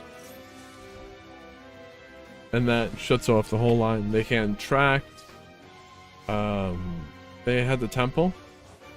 So banish the original, returning the Poplar to get Ash, and then they negate the Ash, and then they summon Ash, and we imprint their Ash. What the heck was all that about? We Hita into battle, destroying their Ash, and now they're gonna Ogre us. Ogre destroys the Hita. Hita can't summon a monster to his own that it doesn't point to because it's destroyed. The Hita was destroyed, so it's searching for Poplar. Poplar will summon. We get to dig at the temple, placing the Flamberge. Oh, that's why you want to be playing the Doomed Dragon, because the Poplar placed the Hita, and the Flamberge was placed by the temple, and they used both of them to summon the Doomed Dragon, and that will trigger the Flamberge to summon 2 level 1 fires from the grave. They're gonna now Link Karibo. They're gonna use Link Karibo on the Poplar, summon the moon, and they still keep playing.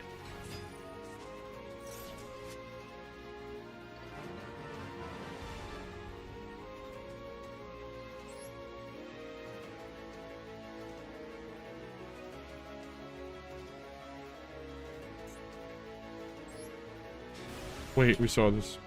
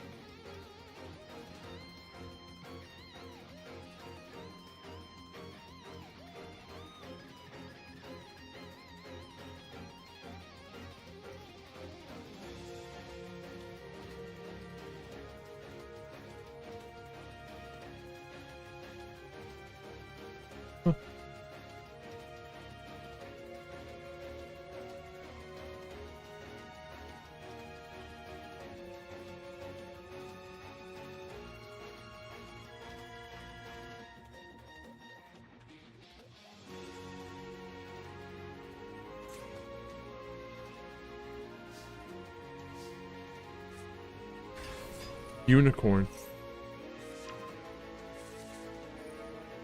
And they be drolling. Oh wait, we saw this.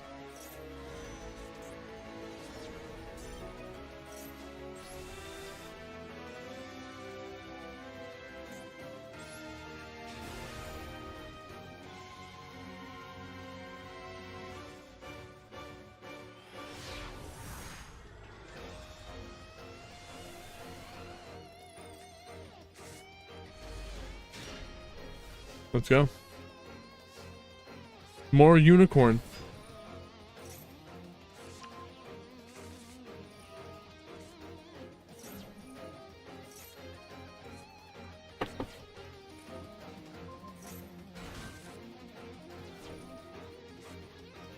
In this environment with no max C, Droll stonks are way up through the roof. We're seeing Droll all the time. If you have any extra space in your deck, maybe think about playing Droll.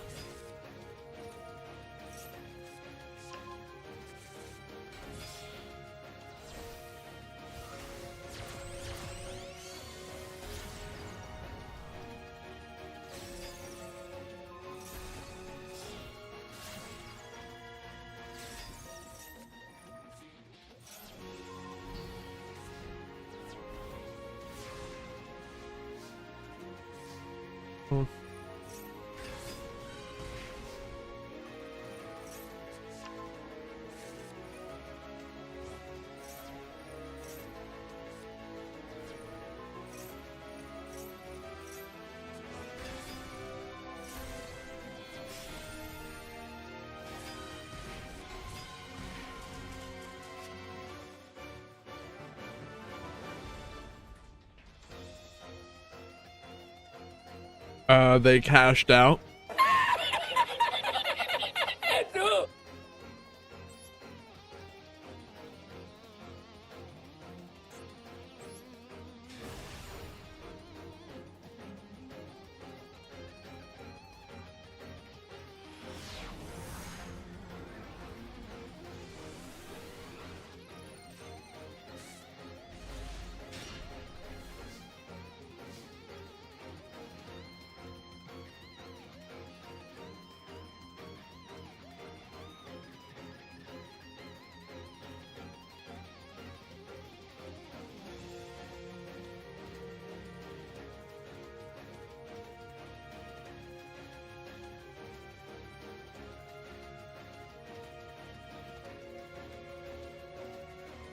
Round 3.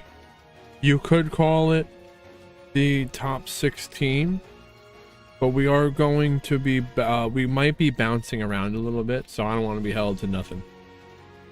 And if you saw the brackets, it would be depending on how you looked at it.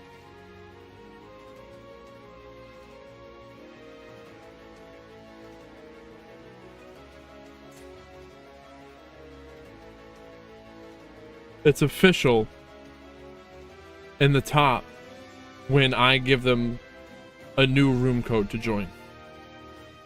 So when you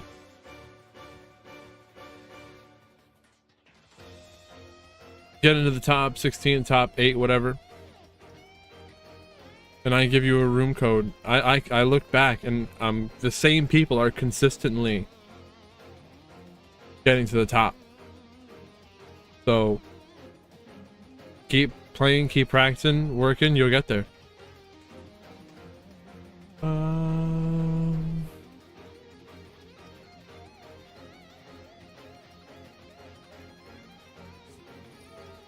Duelist. But there's a cross out to negate. But they can't stop the Droll now, can they? Again, these Droll stonks are insane. Through the roof. When do we Droll? Want a Diabell, set the original. Now we're playing into the Droll. But there, yep, Poplar, summon, but there's a Droll. No search.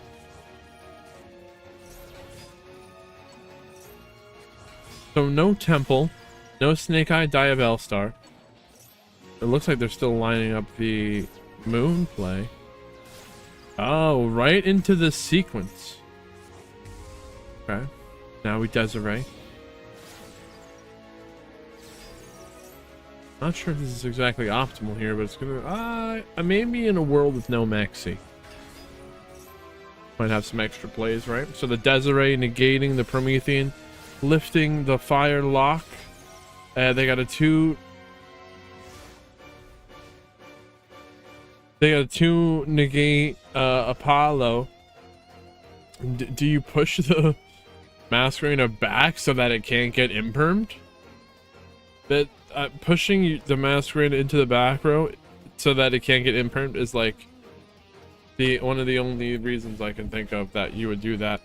And drawing Nibiru that for turn really sucks. I'm sure that Nibiru would have been great in the turn one going second hand. Desiree negating Apollo, negate the Ash. Flamberge will summon the Masquerena from the back row, which will be used to link summon SP Little Knight with a double ban, at which they're going to banish on summon, then banish later. They're ready to banish the Ash.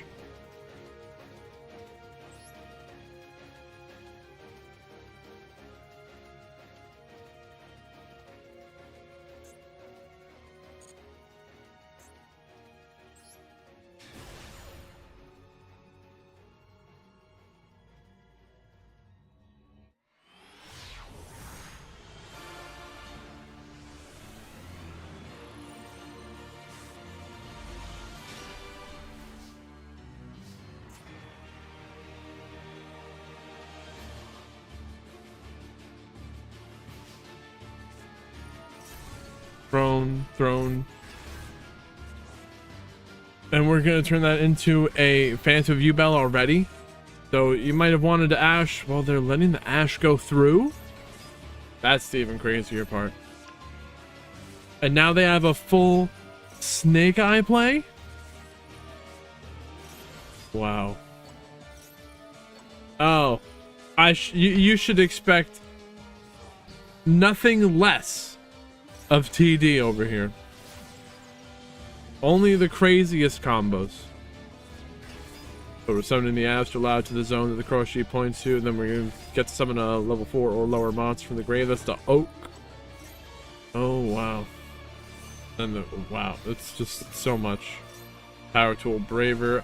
I wouldn't even know where to go with all this. Just we're equipping, now we're doing bamboo shenanigans, all this draws cards, right? And we're getting the Renaud.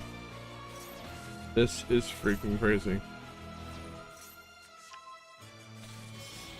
Collector Invest here says they're doing a one structure deck challenge. I don't know what exactly kind of limitations you're imposing on that, but you might be able to bring that to tomorrow's tournament, Rogue Roulette, with no meta decks, you want to say, no tournament topping decks.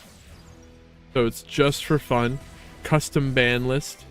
To see that the custom ban list is in the Discord. We actually just had a discussion on stream about how we were going to update that ban list today after looking at the results of the last week's tournament. And I looked away for a second. There's a Dragoon on the field. Dragoon, negate, and then the Dragoon boost, Ash. This is the Power Tool, Braver, negate. That's crazy.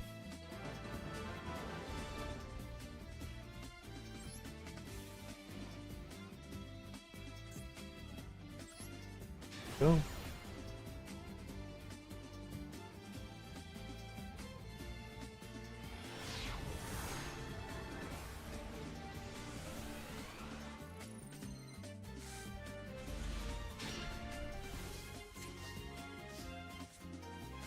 Dimensional Fissure. So Fenrir searching for Unicorn. Now we are birthing to normal summon the Unicorn with no tribute. Unicorn will search for the Theosis. Theosis is going to target the Unicorn and summon Kashtira from the deck.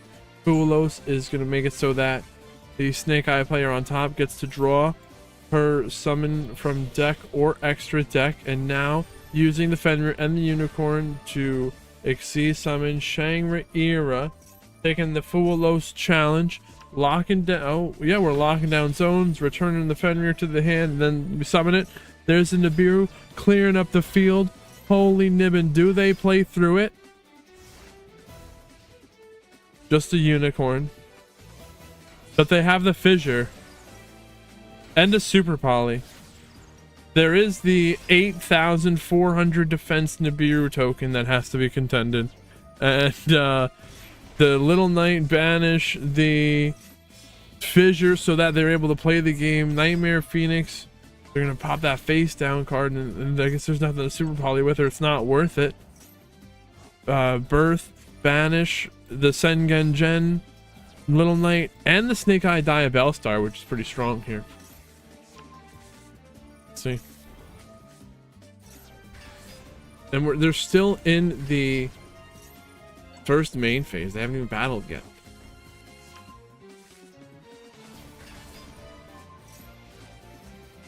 That wasn't that lethal. Were they unable to battle?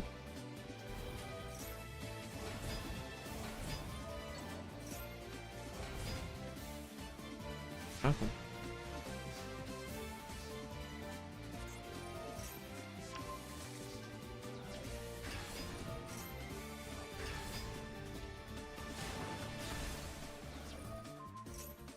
Oh, the Little Knight. Little Knight. Thank you. That makes sense. Oof. Damn. I don't think that's gonna be the end of them, though.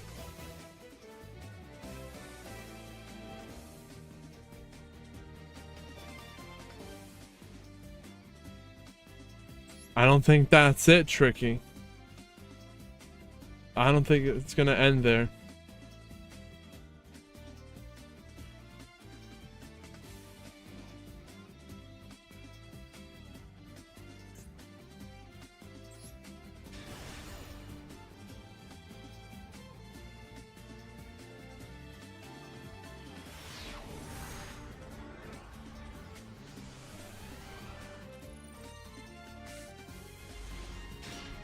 That might have just been game 1 or game 2 that we saw before for that Kashtira player.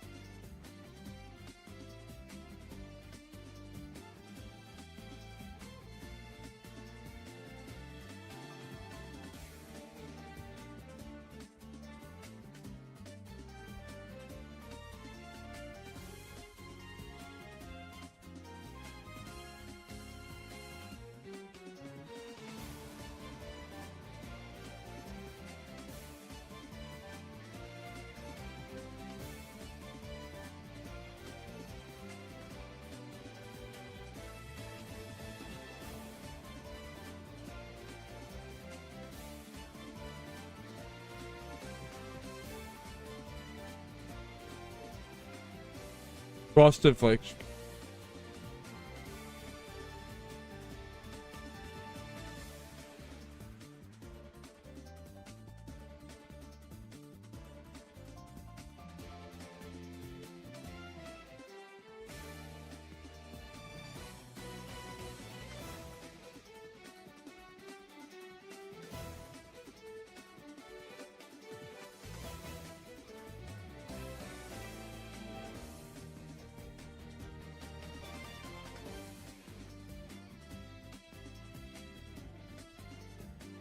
All right.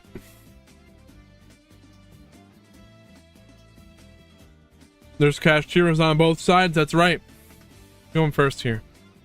We got Morpho starting us off. Both top tier players who have had top placements in our tournaments. I can vouch for both of them. Now, Morpho's gonna start us off with Unicorn. You could bait the Veiler, and then the Engraver, and then the Wanted Bonfire. It's crazy. So, see where all this goes. So, Unicorn, no search. We're gonna Ash eating the Veiler. Now, Unicorn will rip the Requiem out of their deck. So is it possible that they didn't want to eat? They felt like the Veiler or the Imperm, and they didn't want to activate that. They didn't want the Unicorn to get negated, so that they could rip the Requiem out. They'd rather have the Ash negated. Sense. Now we Diabell. The Diabell will get an original, and the original will surely bypass the, or I should say play through the Ash getting negated.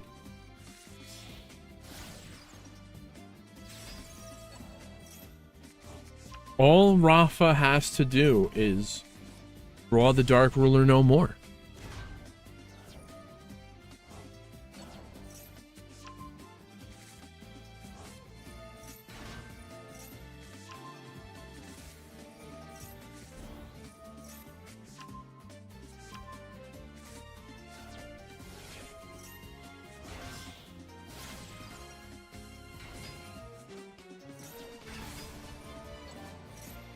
But Rafa does have a Fenrir.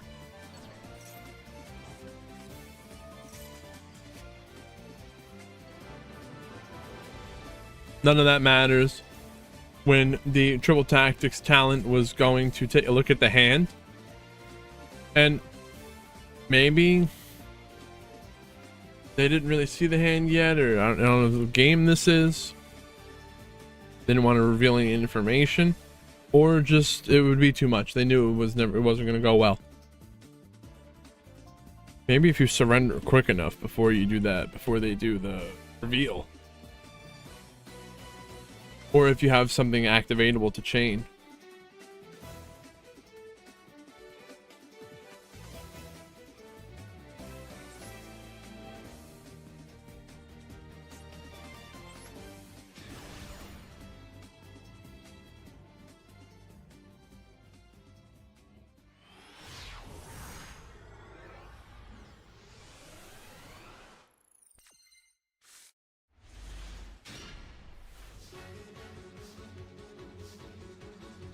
All right.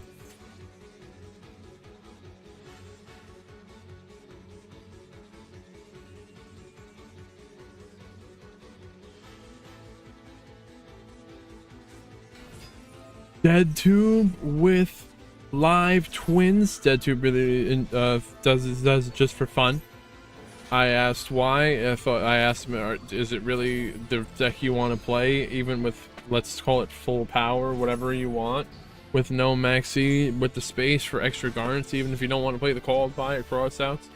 But they're still kind of necessary because of the Fool, though, so I still like the idea of no maxi. And there hasn't been an overwhelming amount of mulch armies.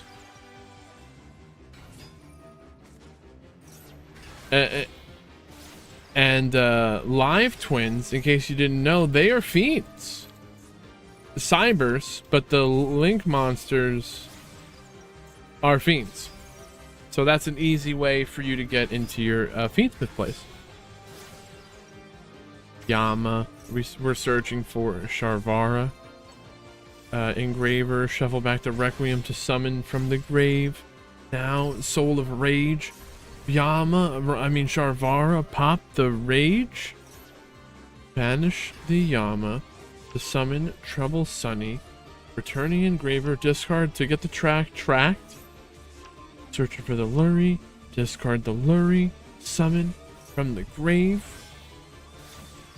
Link that into a sequence. Charvara will set the Abominable Unchained Chamber of the Unchained, and now Lacrima. It's gonna summon Kisakill. Oh, so they can link that into a Nightmare Griffin that is co-linked to a Trouble Sunny. And the Nightmare Griffin says,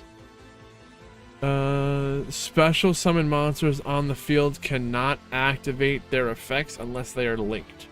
So they just wanted to make sure that their Griffin was pointing to their own Trouble Sunny. That way the Trouble Sunny was activatable. Don't need to be co-linked. This is just linked. Typhon. Okay. We can't activate monster effects over 3000, so the Trouble Sunny is not what we do here, but the Abominable Chamber is going to summon the Unchained Soul of Rage from the grave, and this is going to be able to link summon using the opponent's monster as material on their turn. So the Soul of Rage using the Typhon.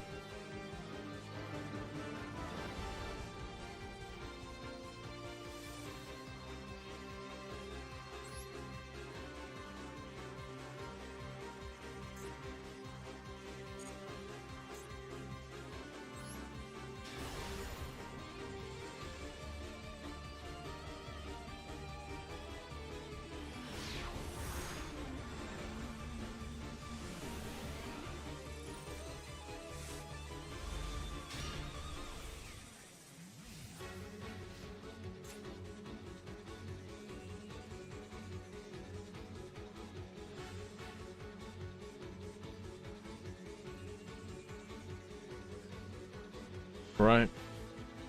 More Pearly action. Go. But Pearly's got to go second.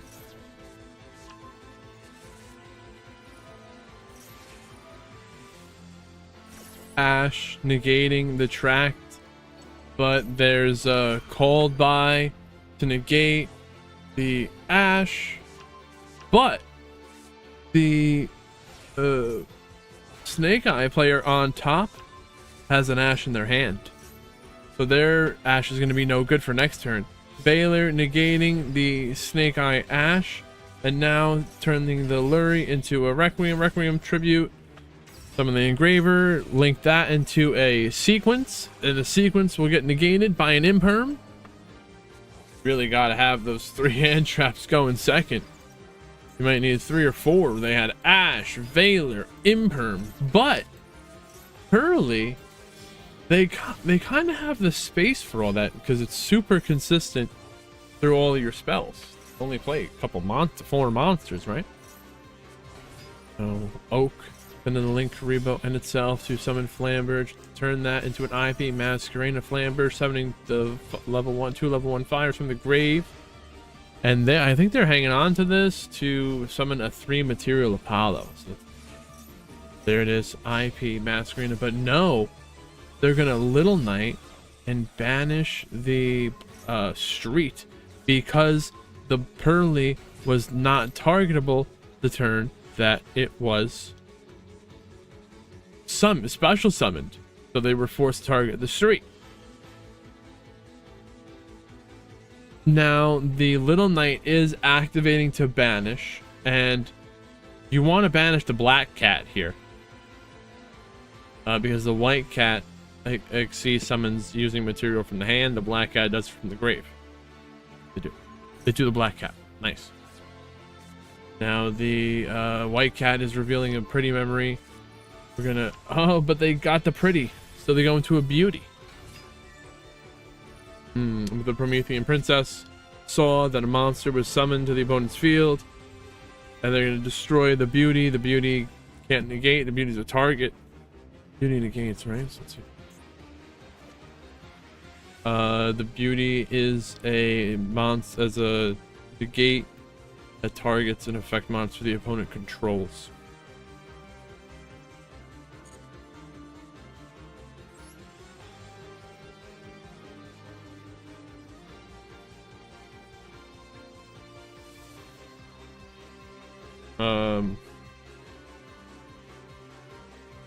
we're gonna. I don't think that's it for the Pearly player.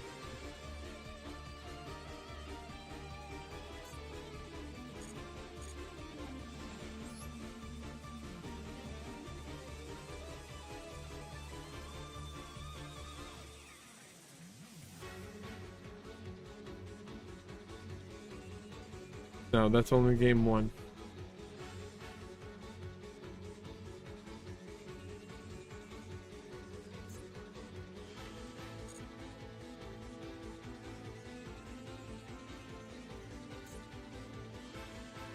We're gonna watch game two.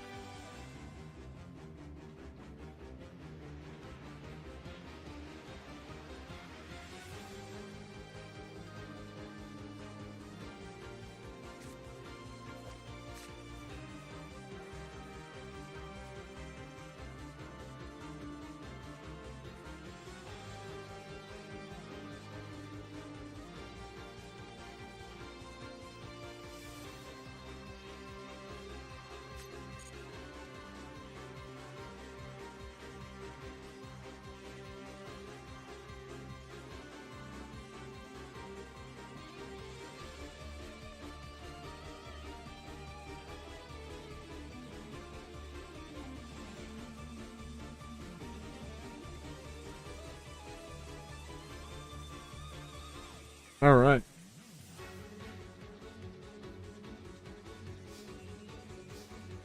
Pearlies, this is game two. Pearly gets to go first now. Happy memory, but they got a Foolos and a Nib, but Pearly doesn't play into Nib. They keep it under 5 summons. My friend Pearly, they're getting the Yeep. Black Cat gonna exceed summon the Happiness using the Happy Memory from the grave. There's no street to equip extra material. The Yeep isn't gonna do much here. Not looking too good. What they do have is Retaliating Sea and 2 Imperms. They could Nor for a spin. So Imperm negate. They have another Imperm and they're Retaliating Sea. But is there something does the sea not? No, the sea relies on a spell. Into battle. Happiness is gone. Was Happiness negate?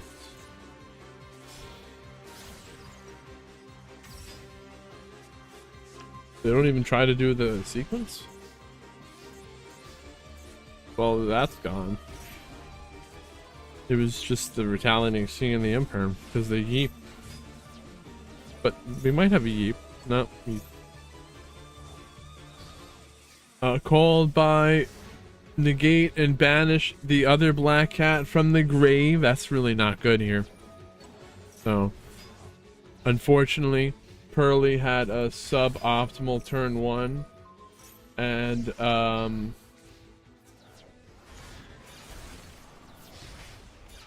the called by was just like even worse.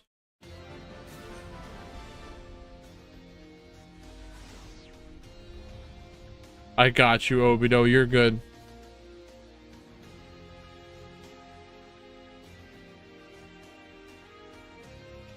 But you do, might be your device that you're playing on. But if you can try to get an update on the web browser in the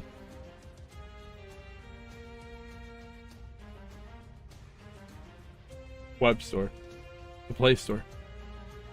That's very unfortunate for Pearly.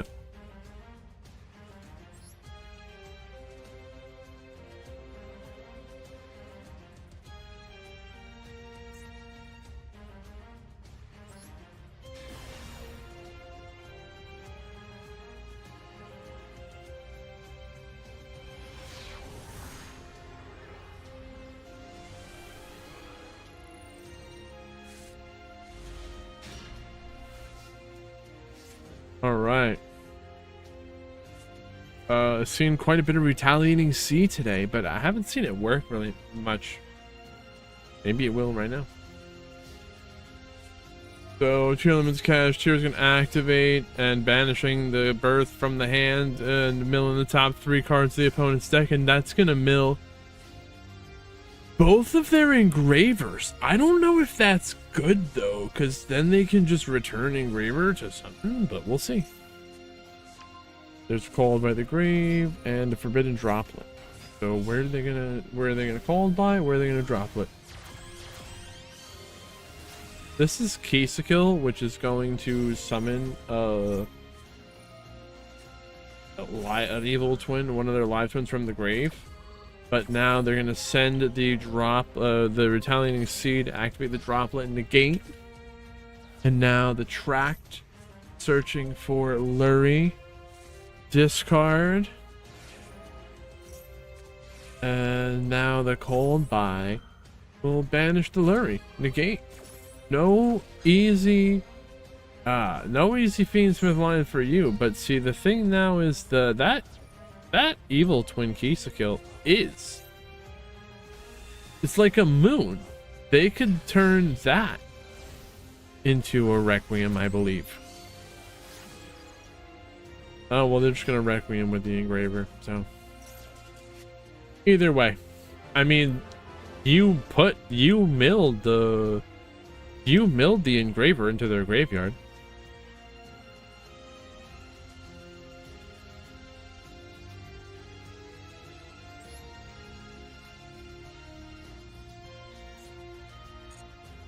Not to make you feel bad, just funny.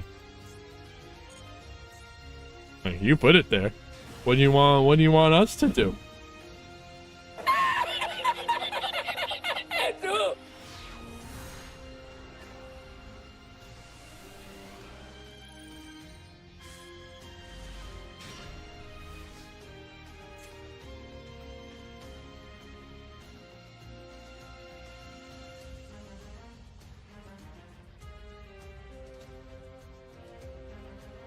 It's okay, Tricky. I've almost accidentally clicked the ban people button before. It's funny.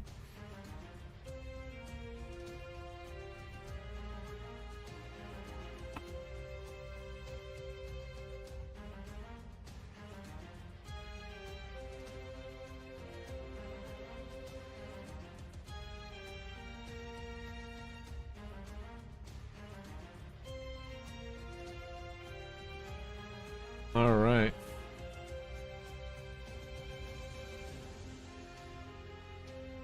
They hit an ad.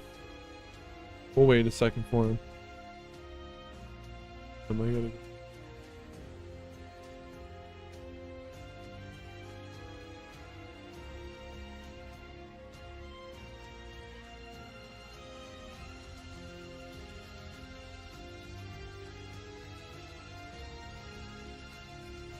Welcome back and thank you for watching those ads. It supports our tournament prizes. We couldn't do these tournaments without you all here watching. The Twitch subs go towards the large prize pool tournament that you have, that you can qualify, you can get free entry, I should say, by getting top placement in one of these tournaments, which we're only 30% of the way to, which I'm not, which is okay. It's not bad, it's not good.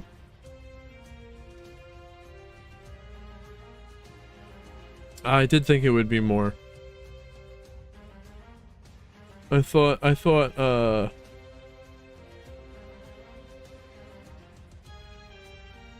We'd get more support sooner by now. I just thought, I don't know who else is giving away as much as what they earn from all this comparatively, you know? Maybe the people just don't know yet. And we got to spread the word.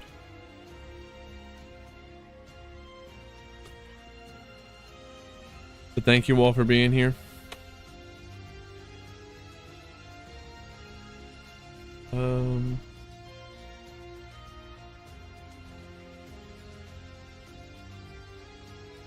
We got Snake Eyes. It's Snake Eyes on all sides. But the player on top has got that a Millennium package. Will the Millennium cards give them the extra edge to play through the Nibiru right here? Because that Droll looks like it's going to end their turn. All they got is a Linkuriboh. Oh, well, wait. Might turn this into something. Moon and the Flambird summoning the Oak and the Poplar from the grave. Moon into the Requiem. Requiem tribute. We're going to summon the Engraver from the deck. Now, Sequence. Fusion summon. Lacrima will summon the Engraver from the grave. And now use those two for rank 6/6 Wave High King Caesar, which is 2 special summon negates. And now we're gonna go into a Hita. Summon Ash from their grave. This is so that we prep the Promethean Princess in the grave ready to summon. How are we gonna... Well, we Little Knight, which is gonna banish their Ash. And there's the Doom Dragon. Doom Dragon pushing back the Wave High King Caesar. And now that's completely getting rid of the Caesar. It's getting rid of 2 negates. Is the Ash still have... I mean, the Ash... The Little Knight can still banish itself and one of their monsters. That's going to be the Flambird. Till the end of the turn, Flambird and the Little Knight are gone. They lethal through this. Promethean Princess summon Ash, and that's 9,400 damage on the field, and that's gonna be it. The Doom Dragon eliminating the Caesar. It's crazy.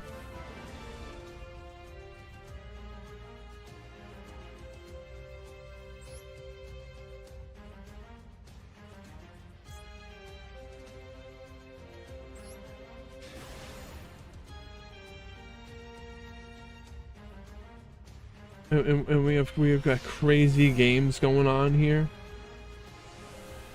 I don't know who would want to be here seeing this stuff.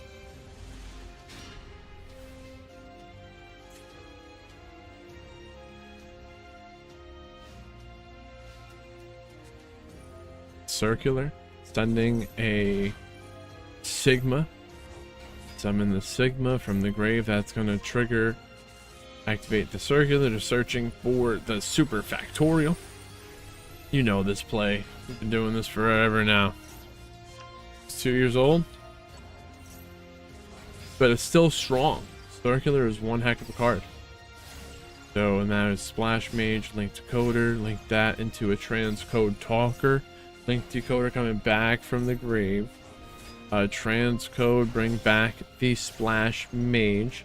Gonna link that all into a Terahertz. Splash Mage, bring back the Microcoder. We're gonna link summon a Heat Soul. When the Microcoder is used for link material, it's gonna search for the conflict. The conflict eclipse.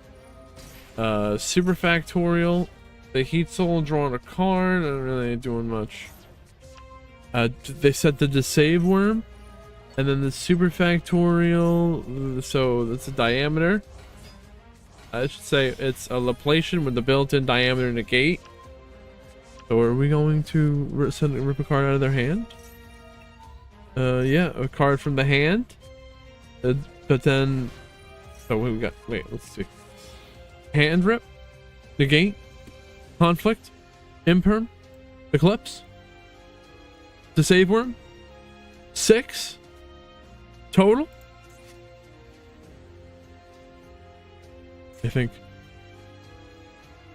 So they used a hand rip.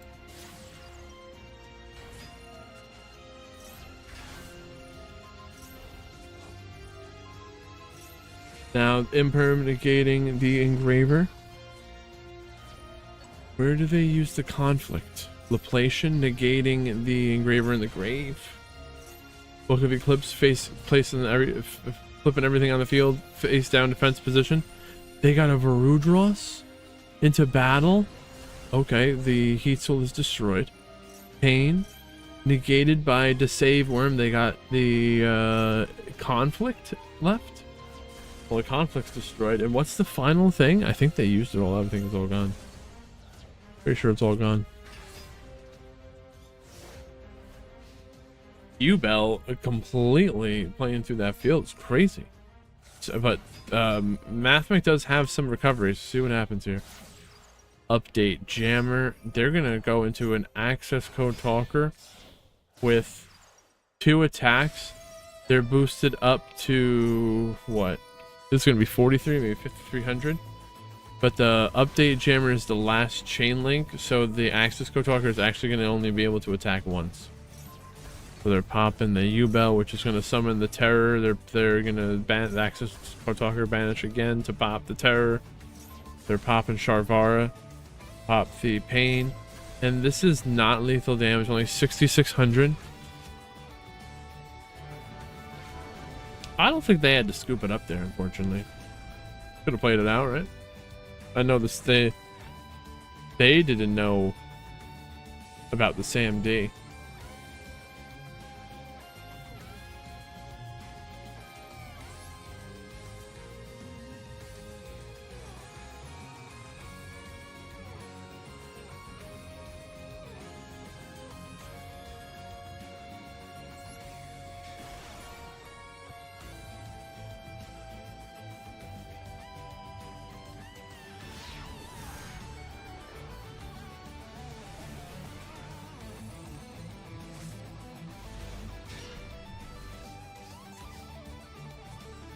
So we gotta go.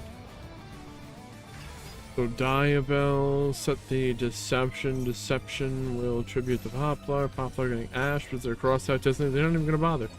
Poplar, send the Snake Eye Diabell into the back row. We're gonna Bonfire, get the Oak. Oak, summon the Poplar from the grave. Poplar searching for original. We're gonna Link summon Hita.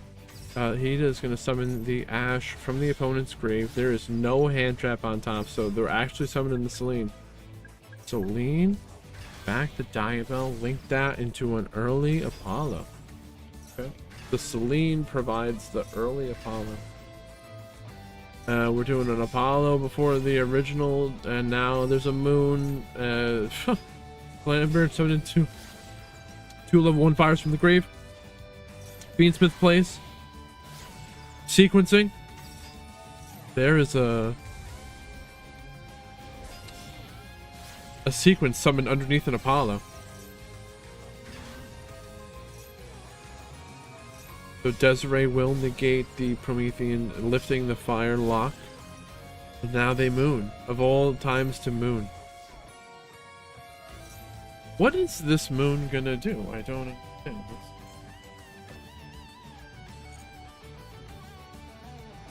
Weird flex. Go to the Diabell, set the Wanton. I don't. Cross out. Banish Deception. Original sending Deception. Summon Ash. Ash will be negated by the Apollo into battle. Ash crashing with the Apollo. Now the Engraver getting the tracked. Will search for the Lurie. Discard. And the Lurie will summon from the grave. You know it. You know how it goes. If you don't know how it goes, you could be watching my Snake Eye Fiendsmith, my Snake Eye Fiendsmith combo guide on the YouTube channel that I just uploaded the other day. So if you want to learn these plays right here, go watch that video over there. And I almost forgot that it was their turn.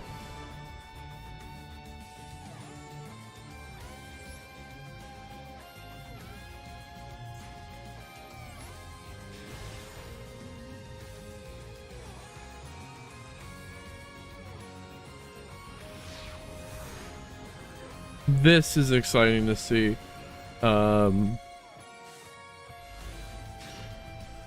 We have Rixia and with that silver icon for being top 100. These are duels I want to see. The dimension shifter is gonna get cold buy. I'm really glad they got the cold buy. So that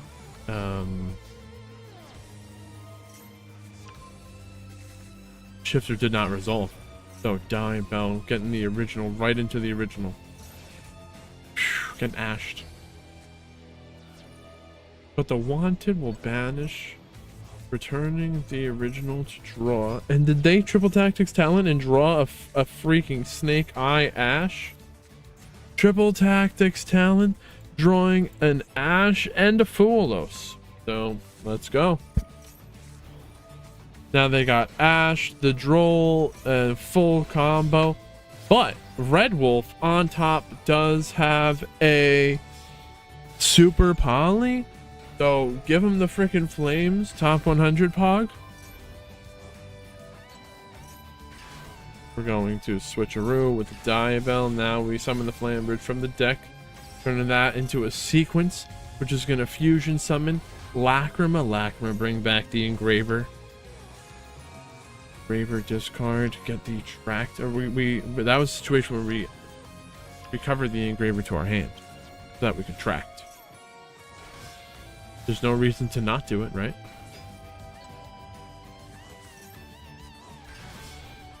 Link summon, IP, Masquerena, Flambridge, bring it back, the Poplar, and the Ash, and now Promethean Princess.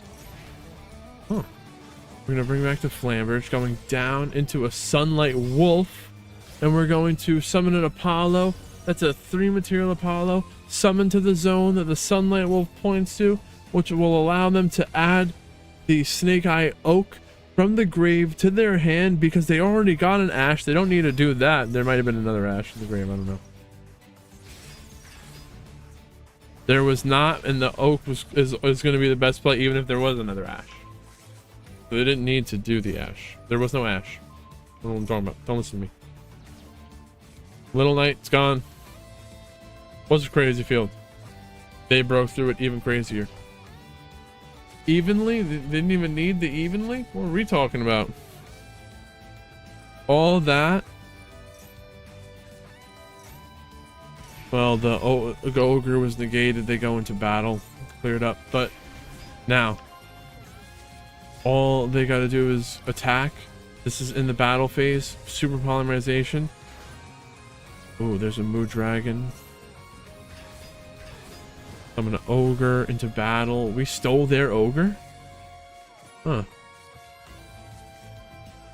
Huh. We're using their ogre? It's not lethal.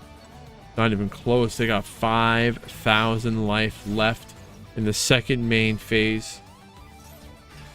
This would be the top 16.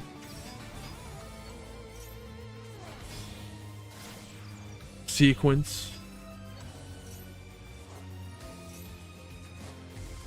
Summon the Desiree. So these top players are using the Desiree and the Nightmare Phoenix. I wonder how they found the space for that. If you want to see these top anyone's deck, let me know, or ask them if they're nice enough. Crazy.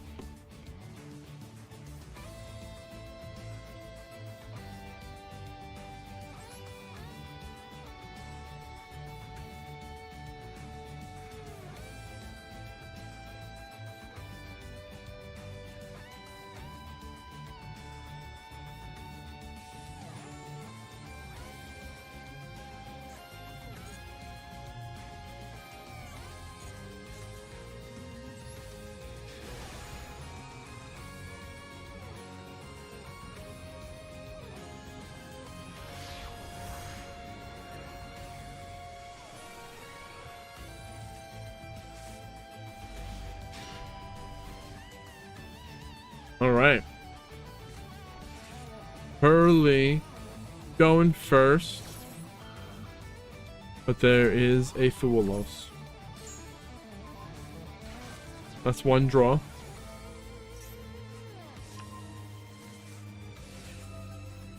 Probably be 2 draws. They don't need to do the second summon. They got the Yeep. Predicting 2. The second draw.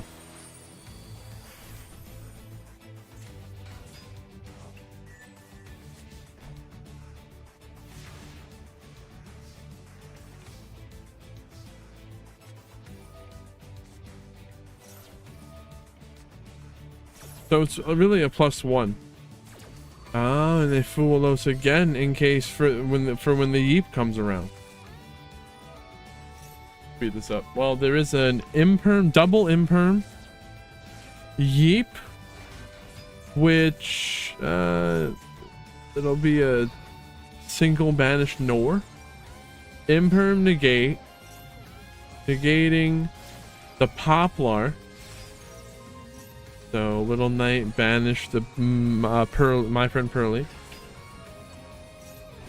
So we got. There's no more Yeep, but there is an imperm. Today has not been Pearly's day, but this Pearly player was in the finals of the last or one of the most recent tournaments that we had. So we know they're top tier. Unfortunately, luck just sometimes is not on your side. Call by the Grave, banish the Black Cat. Could do that. Possible. 2 rooms.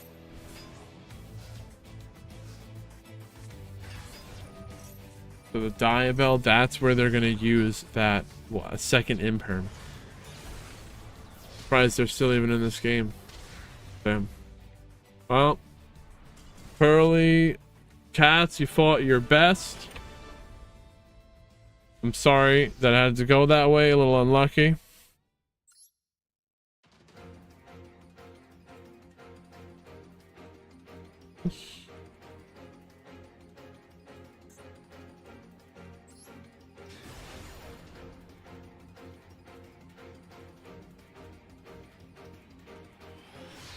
Oh, Tricky. We'll see you next time.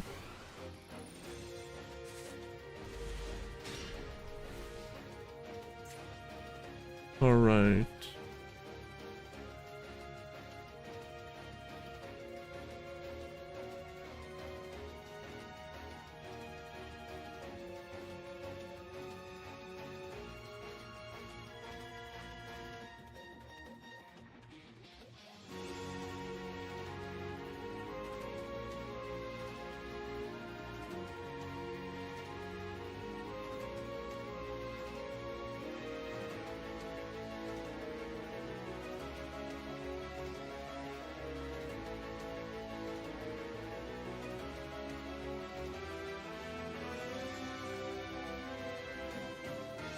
Is the music good? Low? Is it too low? I think if it was low, Mark probably would have told me by now.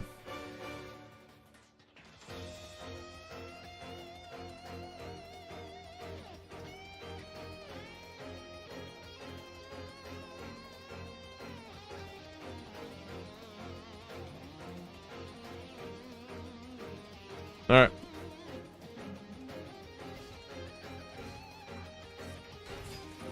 Snake Eye Mirror. But I don't know if the Snake Eye player on top is also playing the Cash Tier cards. So we'll see what comes out on top.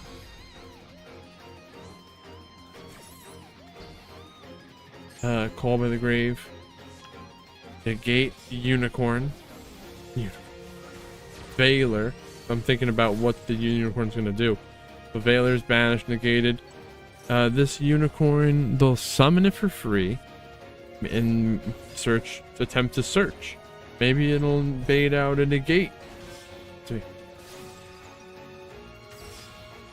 So Moon, turn that into the Requiem. And you know the rest.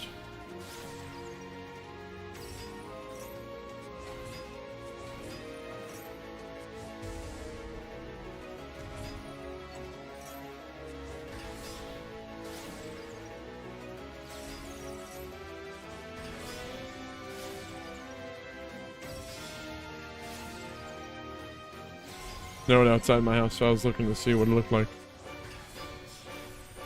Wave High King Caesar. It's 2 special summon negates. They have an Imperm and a 3 material Apollo. Imperm is attempting to negate the Caesar, but they're gonna get the Caesar's protected by a cross out. The Unicorn takes out 3 of the Apollo negates. They got the 2 Caesars plus an Imperm, and then there's a Caesar, 1 Caesar and an Imperm left. They let this Unicorn go. SP Little Knight. It's going to attempt to banish the Caesar. They're letting it go. Oak. Summon Poplar. I think the Little Knight, then banish, and the Little Knight negate. But then the Little Knight would have activated to banish itself and the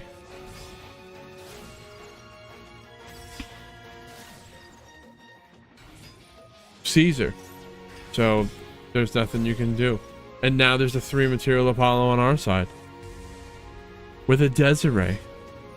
And now they're birthing back the Unicorn to make a princess. And now Flambridge is here. Desiree's equipping the sequence to the Desiree. Desiree negate the Apollo. Sorry. Desiree negate the Promethean princess so they would no longer be locked to fire. I don't even think all that was they probably could have just gotten into battle. Odds, warn them for BMing.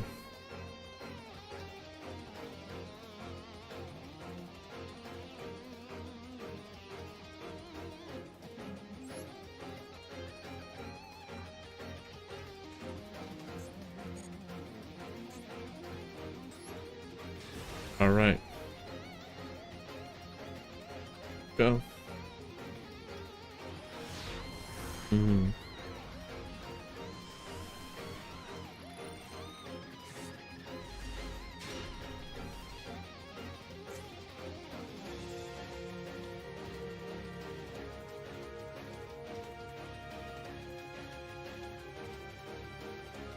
Here we got more from this top 100. Snake Eye, Fiendsmith, Millennium player.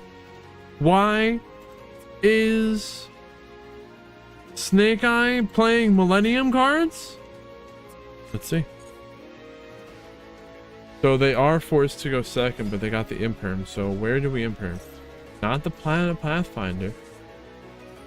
Now they're getting the Wraith South. That's searching for the Unicorn. No, they don't need the Unicorn. So Birth doing nothing. They didn't even normal summon. They could have normal summoned that Fenrir.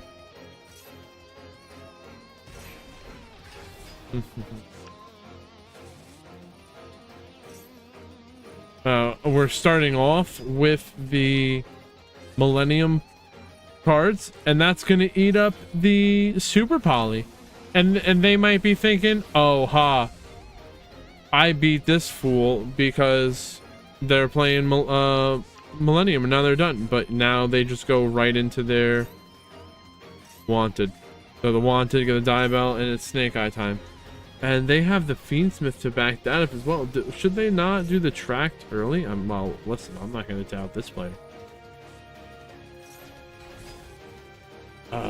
Maybe the Tract. I don't know.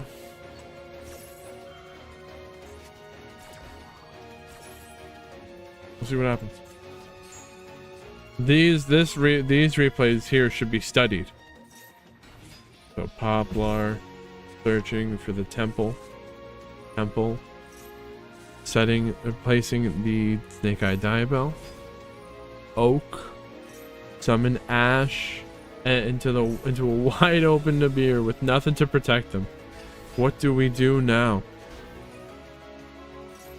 Okay, the temple is going to summon the Snake Eyes Diabell Star Poplar, placing the Ash into the back row. Now they're attracting. Is this what we saved the track for? Blurry will summon from the grave. And we can up here.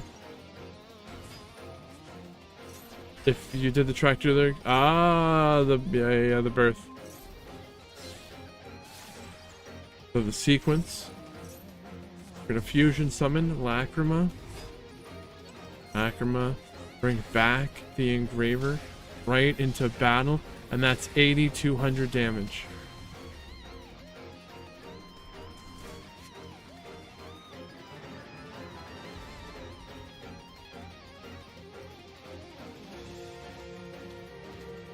The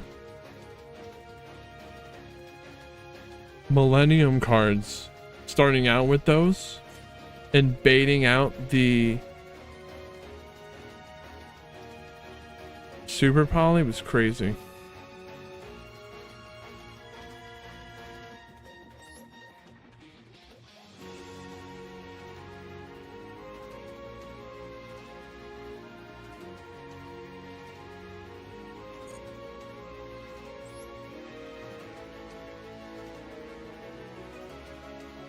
It looks like the cost of those life points is worth it. We're gonna see how far it takes them. No spoilers.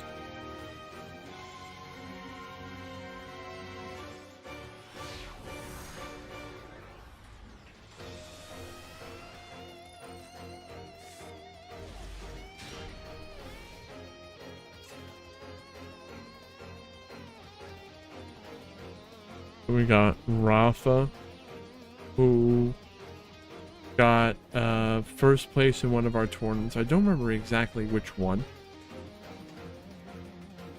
And we've got Lemon here with the top 1,000 hog. So let's go.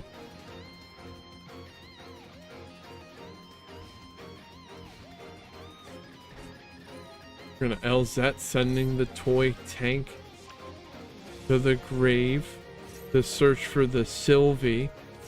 And there's the Droll. But now the Triple Tactics talent, Thrust, is activatable, but there's no monster on their field. So set the Azamina APs? I don't know how to say that one. Now we synchro summon Baron de Fleur. Gotta negate the Aphies. I don't know what the hell is that doing. And this is the Slumber, which will put the Unicorn into face down defense position. Now the Ash, are we gonna negate that with the Unicorn? Negate and destroy. But there's a Diabell and Bonfire. So what do we do here? We Poplar, because we summoned the Poplar from the hand because it was added with the Bonfire. And this Aphis will push, so we're gonna return the Poplar to the hand. Dav Hero, what is going on? Thank you for joining us today. We got a no MAXX tournament going on. Free entry, no sub required. We really do have some top players here.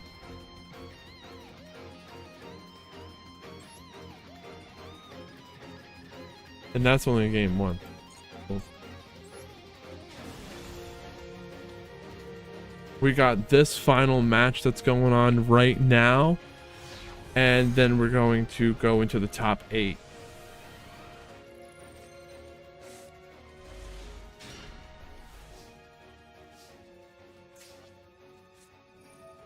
So LZ sending the thrust. We're searching for the Sylvie. We just normal summon it. Tails. Gets the LZ Azamina with no hand trap on the opponent's side. We're just gonna beat it up. They send a talent and a thrust. So deception. Now we get the Diabell, the Queen. Deception, sending LZ, get the hollowed. They're gonna summon the Murcielago, sending the Deception, searching for the Wanted. Link that into a Moon. Now Requiem. Now they get the hollowed back. Now you chain link to the Wanted to the hollow. If you want to learn how to play Snake Eyes like this, all you gotta do is go to the Snake Eye Fiendsmith combo guide on the YouTube channel.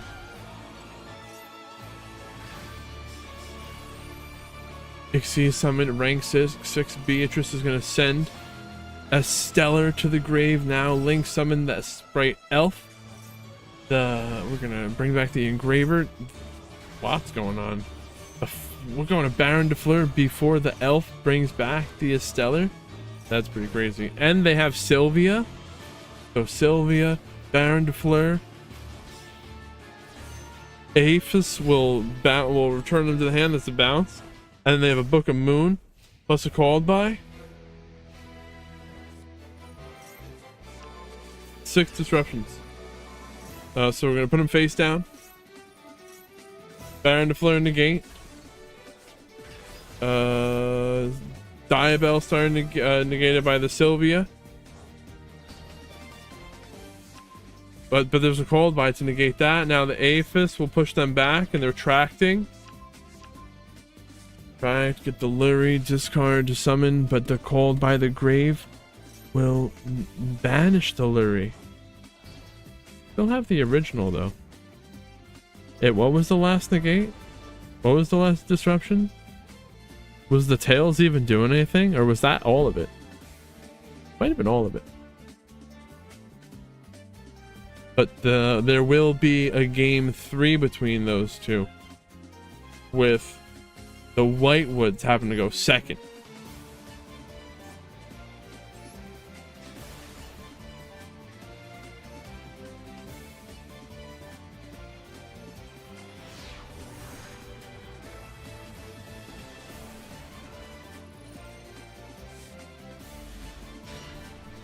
So we're in game 3.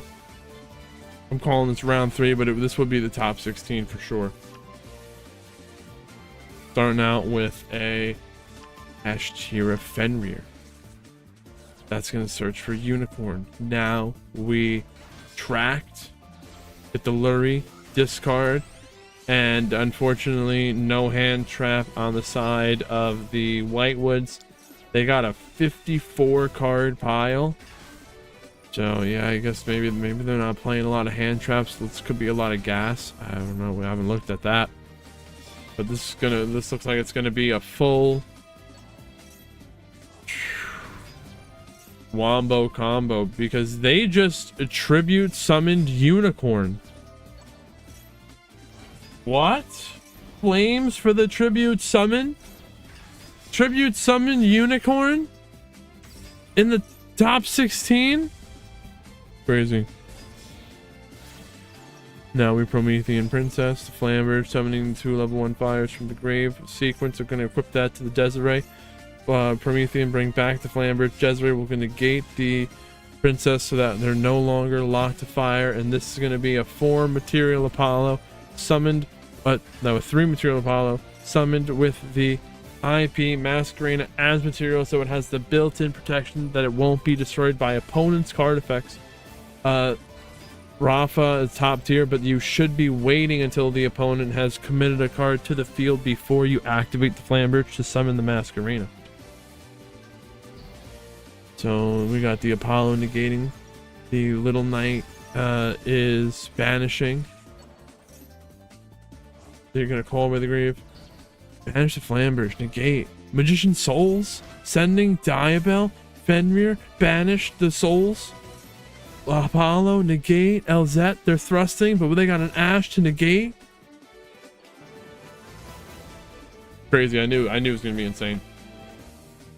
Unfortunately, not much you can do against that wild wombo combo with no hand trap in sight.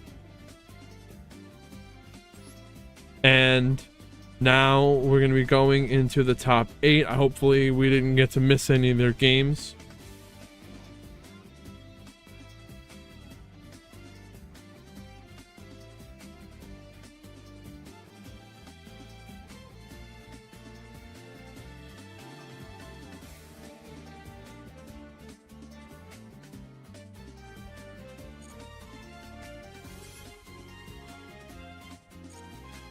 Huh.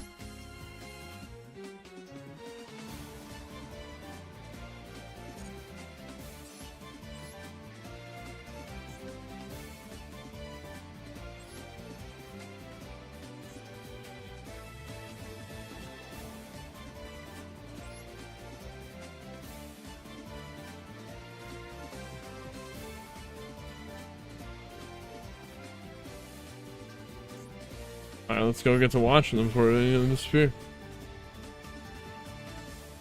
Yeah, we're gonna do this. We're gonna do this. Top 8.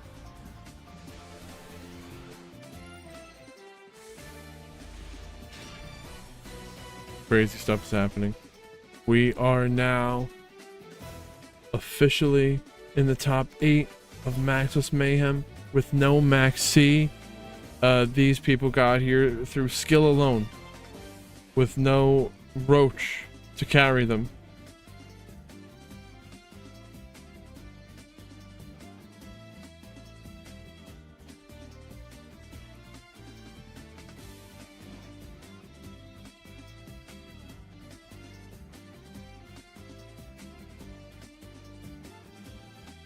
Again, if you are enjoying these games or you want to look back on your matches later, check out the YouTube channel. We got Mark in the chat doing a lot of hard work making these videos, making the videos really nice. Go check him out. I would appreciate that.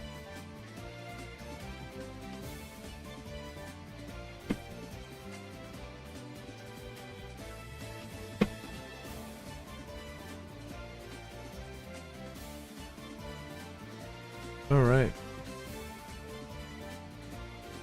Top 8 live twins. Live twins does get to go first, but there's a droll. So how? Maybe the droll doesn't hurt them that much. So live twins don't care. We get them started. They summon from the deck and then from the grave, so they don't need to add to their hand. And then you go into your Fiendsmith lines, and you're totally fine. So they're fiending, they're twinning, they're all good. Fiendsmith sequence, shuffling back the Engraver and the Trouble Sunny to fusion summon Lacrima. J Money Vert, what is going on? We are in the middle of it. No MAXX-C tournament. We're having a lot of fun today. I'm enjoying this. Been some crazy plays, cool techs. Some top players are all having the right visions. Maybe these are TCG techs that we aren't familiar with. We got Little Knight is gonna banish, but it wasn't the Nightmare Griffin completely locking him out. That is why DeadTube likes playing those evil twins, live twins. The Nightmare Griffin locking him out. It's crazy.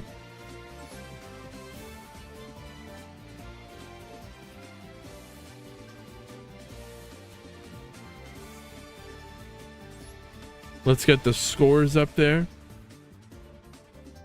Put a score on top. We'll reset this one. And we'll do that. We'll do that. We'll do that. 1 second. This is game 2.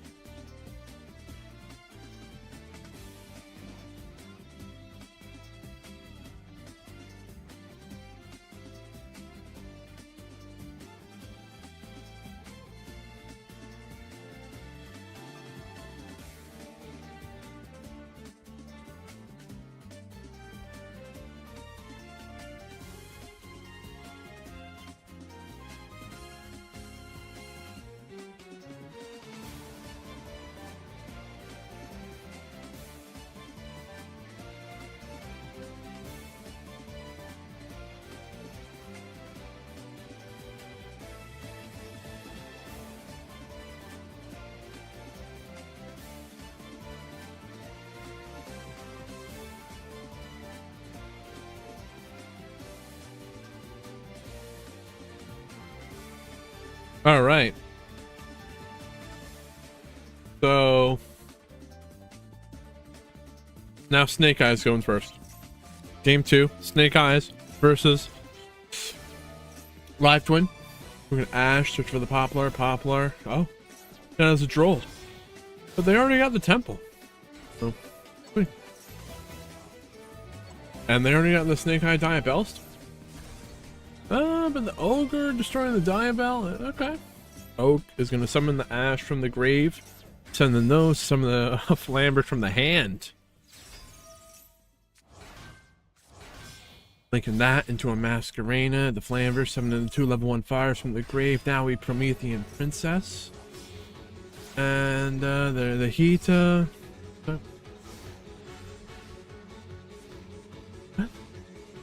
Okay, the Flambirds, we Ash. A Nib. But the Flambirds will bring back the Hita, which could do a Little Knight, which they would. They are. Or to negate Apollo. But they're going to banish on summon. And what were they banishing? The Keys to Kill. Flambirds activating. They get to summon their Snake Eyes from the grave.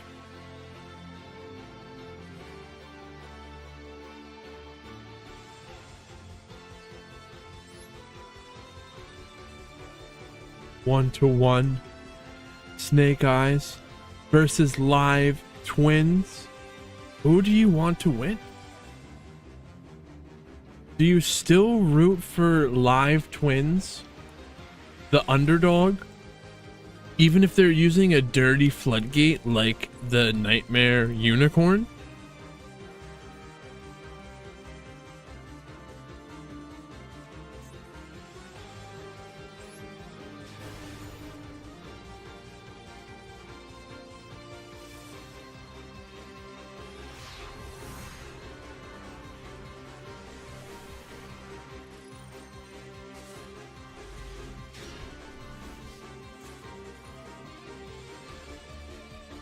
And right away, Perulia.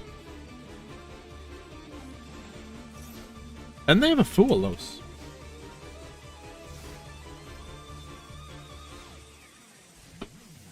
Huh.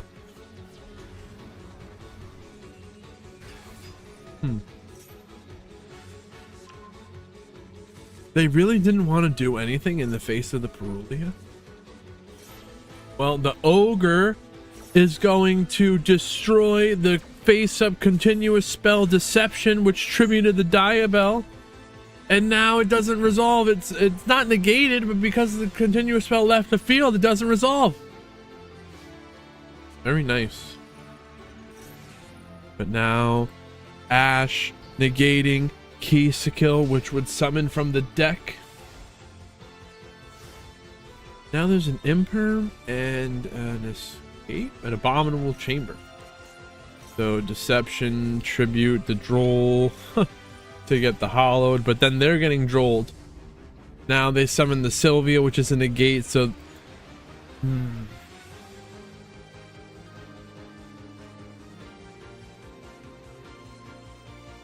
if you didn't Droll, then they do the Murcielago, which searches, but you Drolled there, and then they summon a negate. They might have done the negate anyway, actually. I mean, if you keep letting them go. Are we in the grind game now? Deception in the grind game is actually insane, the way it keeps coming back. Yeah, it's a lot. And the Sylvia is just like chipping away. Kind of breaking on hand traps. But unfortunately, DeadTube cannot handle another turn of that. So not looking good. Well, I'm sorry, Evil Live Twins. They're very nice getting the top 8 today, but Snake Eye is just too strong.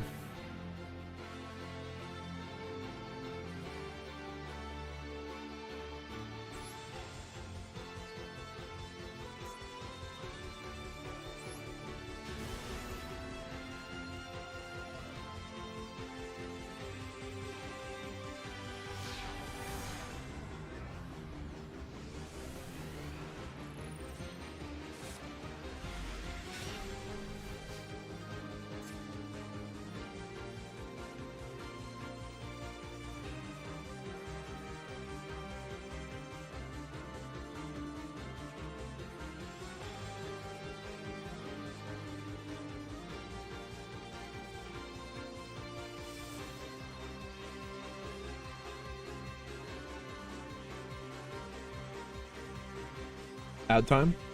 Is it? I don't know. Here we go. Salamangreat? A different form of fire? They're not missing much. So Valor will negate the Balinks. Yeah, I don't think that the Balinks is going to negate. The field spell is not going to do all that much for them.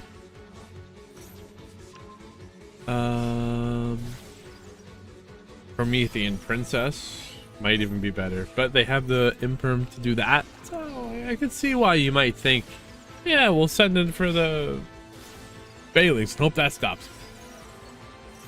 That doesn't work that way. Did they let the Gazelle resolve? Was there a Gazelle?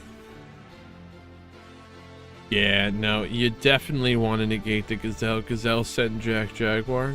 Not even that great of a card. But I mean, the Gazelle is a great card. Negate the Gazelle. If you have, if you're going to negate the Balinks, I think you're way better off negating the Gazelle. But sometimes the Gazelle could be chain link blocked. So that's something that could, well, Valor doesn't care about that.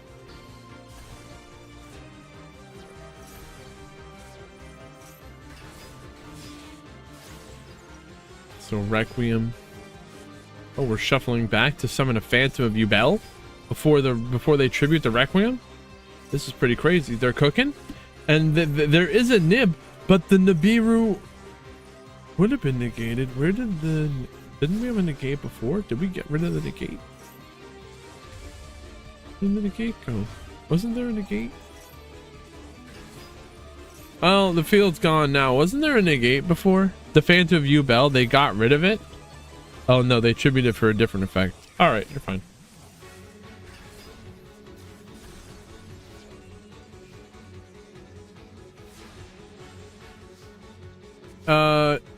You want to summon your Nibiru in defense position in case maybe they steal your Nibiru with a triple tactics talent. But this time it was in this time when it was in defense, it was destroyed by the engraver, so it's fine. Draft with the raid, very pog, Frosty. Let's see if it does it. If not, thank you. Go give draft a follow. Draft, do the exclamation. I was gonna say do it yourself. The exclamation point. It'd be funny, but we'll do it. I don't know if, I guess Frosty. Oh no, there's Frosty. I'm actually surprised Yubel won that one.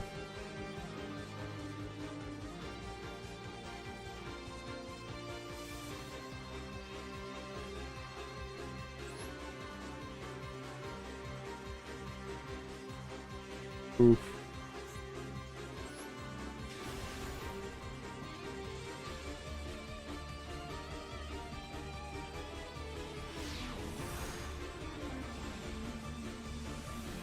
We're in the top 8.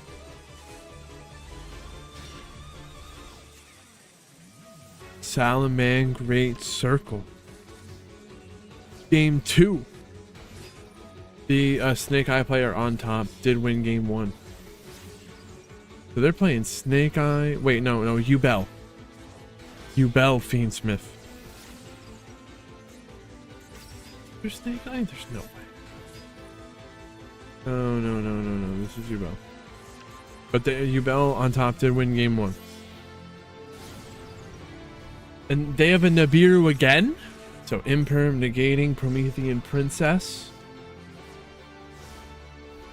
And the turn. Engraver, discard, search for the tract.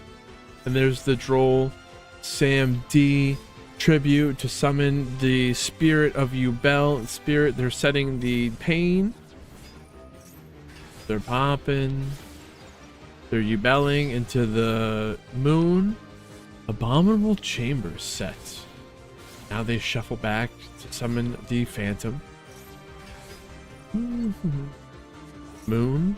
What? Where'd the moon go? Alright, we'll link that into a sequence and fusion summon Lacrima. Lacrima will summon Engraver from the grave into battle. It's not quite lethal damage. They still have 2600. With a Wave High King Caesar in the second main phase, that's 2 special summon negates, plus the Phantom of You Bell, and the Nib potentially if they do the Nibber, they get Nibbin, and so negate.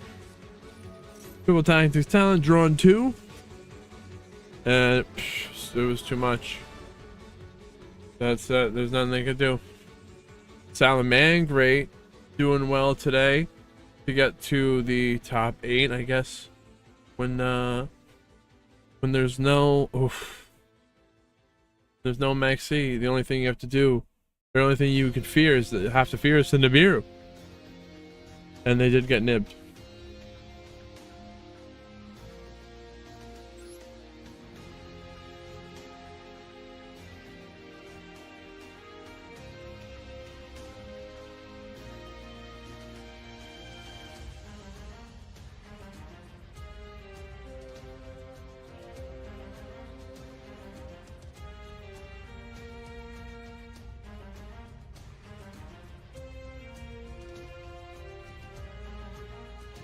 Draft, how was your stream? What were you doing? Was it Duel Links? How's it going over there?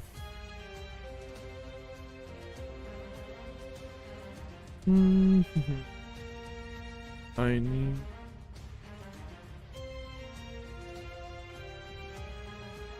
okay.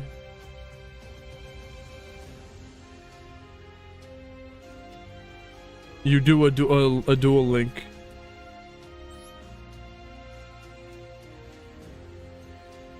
Dark Magician Pog. Let me watch this. Let me watch that. This is gonna be crazy here.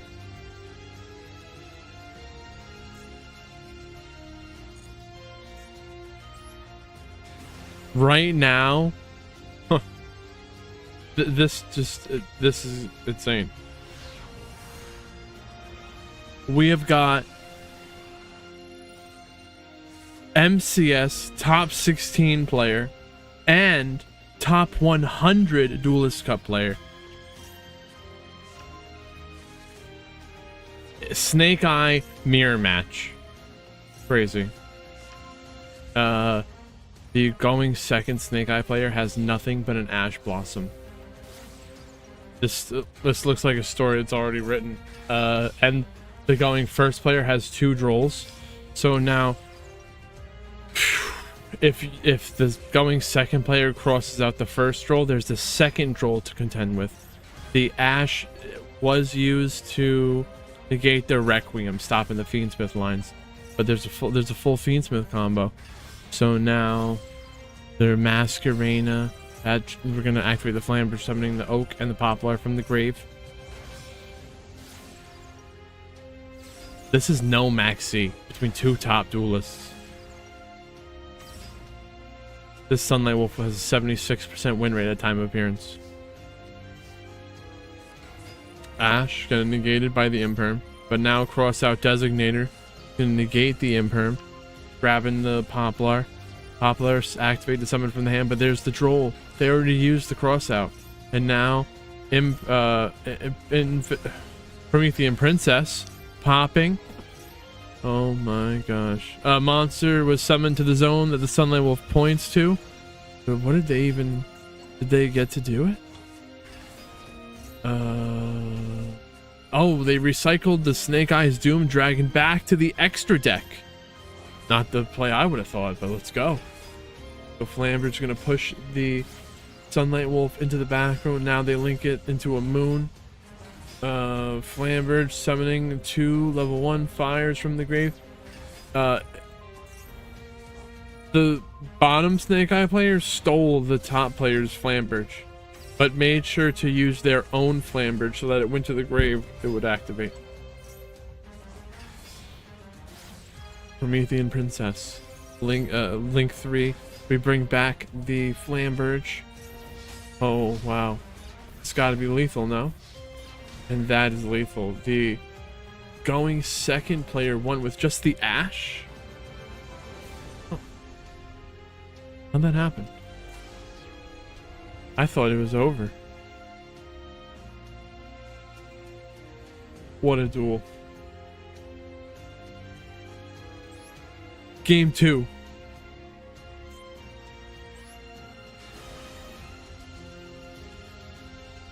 View Battle Fiendsmith, we just saw them.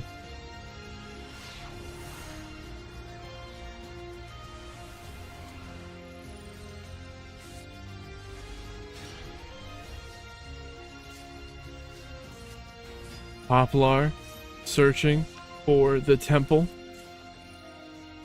They already had the Wanted, so the Wanted's gonna grab the Diabell. Okay. So if you have the Poplar and the, let's say, the Wanted, they prioritize getting the temple over the Diabell. Yeah. Not that two one-ofs would maybe come up that often.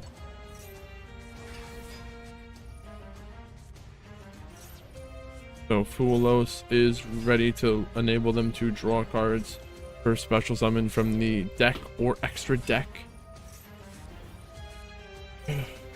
Flamberge. Okay, we're gonna link summon Moon. Moon will be a 1-card they need for Requiem. It's a light 1 light fiend. Engraver, tribute the Requiem to summon Engraver. Now link that into a sequence. We'll fusion summon a Desiree. Not sold on the Desiree, but maybe in this format with no Maxi. But that might actually be a place for more Nibiru's. So the consensus is kind of saying right now, or from what I heard, that the Desiree is bad into Nib. But hey, maybe there's people aren't playing a lot of Nibiru's.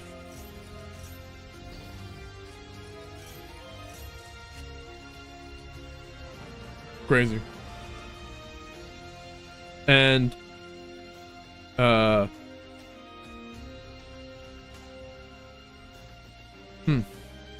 before, the going second Snake Eye player won. This time, the going first Snake Eye player won. Let's see what happens in game 3.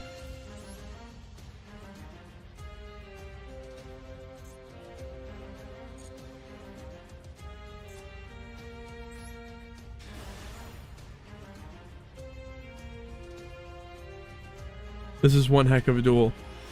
Say one heck of a match. Again, we got MCS top 16 player as well as a Duelist Cup top 100 player. We got Snitrox here going first. And they are both using, I believe they're both using the Millennium cards along with their Snake Eyes, so the Millennium is good bait, and it also provides a way for them to get into Zombie Vampire. He gets a rank 8 Xyz from the mill top 4 cards, both players' decks, summon one of those cards. Cross out Designator is going to negate Fuelos. Engraver summoned from the deck. Now triple tactics talent, looking at the hand, returning the Droll. Sequence will get negated by Imperm. So we're going to Engraver, return the Lurry, summon from the grave. Now we Bonfire, getting the Ash, and that's our normal summon. We didn't even get normal summon yet. So Ash, searching for the Poplar. Poplar special summon from the hand, we're getting the Temple. Temple placing the Snake Eye Diabell Star. And now it's Combo City. Combo time. So Link Karibo, it's time to cook this up.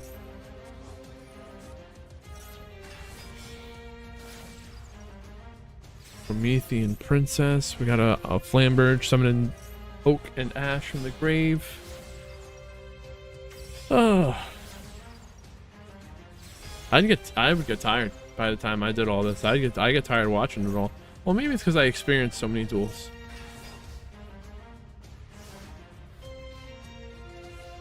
So let's see what this is. This is important here. This is game 3 in a freaking top tier match right now.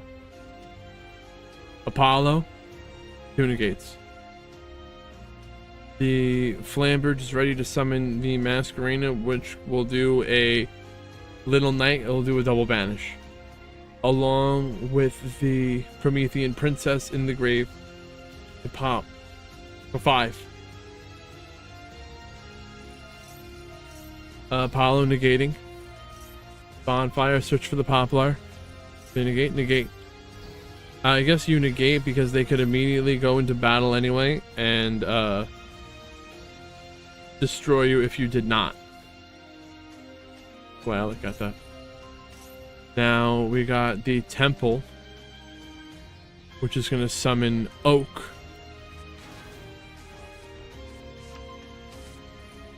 Oak returning Ash to the hand, and now the Flamberge summon the Link IP Masquerena, which is going to link summon Little Knight on the opponent's turn to banish on summon. Now they're banishing again the Diabell and the Apollo, but Oak's going to come back to summon the Poplar, but the Oak is destroyed by the Promethean Poplar. Their Poplar is searching for the Temple. Temple placing the Snake Eye Diabell star. Summon the Snake Eye Diabell, link those into a Moon. Moon is a 1 card into the Requiem. Now they're Fiendsmithing. Snake Eye Doom Dragon. I was telling you about it before. Helps play through disruption. This top player is using it. You should use it too. Raver, discard to search for the track. Track in the Lurie. We're going to discard that. And then summon the Lurie from the grave. Linkuriboh. Now Engraver returning the Lurie to summon from the grave. Promethean Princess. Gonna summon Oak from the grave. Oak sending itself in the Temple to summon Flamberge into battle. I don't know why they weren't destroyed. Why weren't they destroyed? Oh, wow. I was gonna say it was summoned with a Little Knight, but not by battle. Why weren't they destroyed?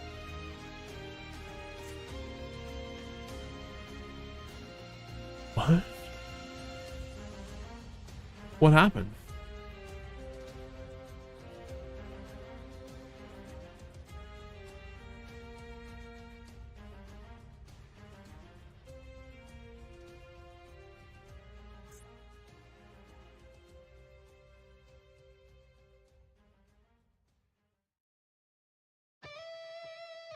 I really have no idea. It couldn't be destroyed.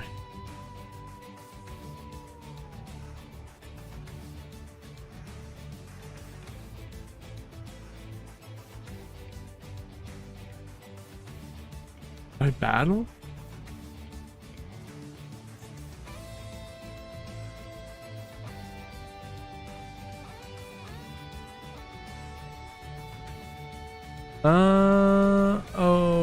Okay. Yeah, I don't know. Someone's gonna have to fill us in on that one.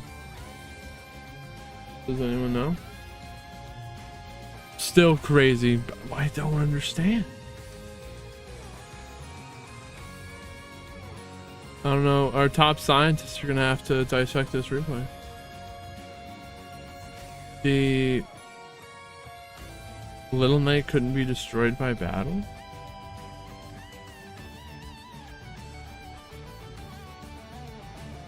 What would make it so that they can't be destroyed?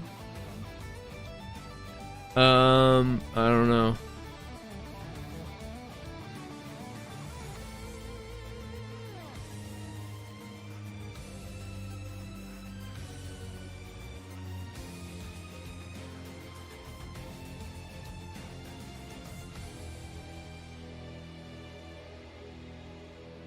I don't know if someone can figure that out, or if the players are here.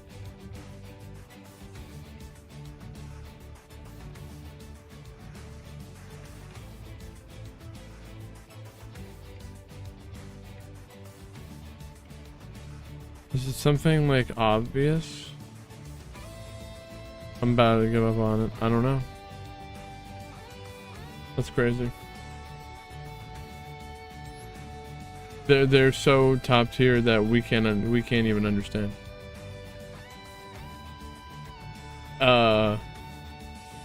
They said, no, I'm not losing, not today.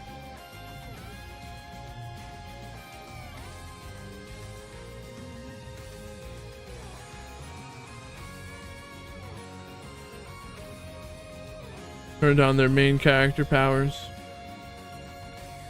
Activate. Well, we're gonna see them again right now. But that was for real crazy. Does anyone know? Like, mask, link it into SP. Yeah, but that's only, it can't be destroyed by card effect. That's not by battle, right? That's only card effect.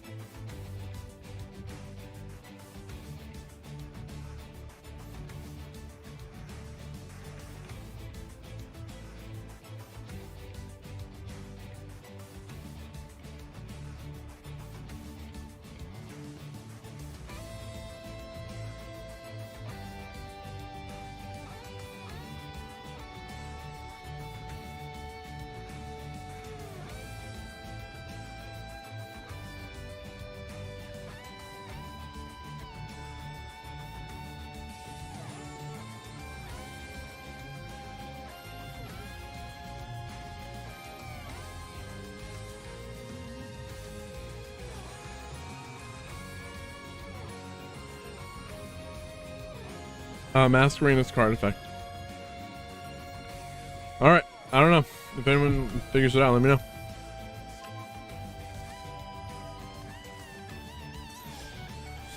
But they do be drolling though. Original getting ashed. That's the end of the turn. Negate. Big old negate. Ash being sent for the original to summon Ash, and then the Ash gets Veilered. But the Triple Tactics talent, we're gonna get to draw 2 now. Let's see, are they gonna get to summon 2 level 8s from this? Nice. Link summon Link Karibo.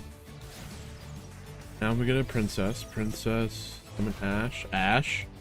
Summoning itself, and then Wedju Temple, summon Oak, summon the Poplar, summon Ash from the grave, and then they send them each other, or the Oak send itself and the Ash to summon Flamberge. Now the Doom Dragon is here. They're gonna push the Link Karibo into the back row, and that is 8,700 damage.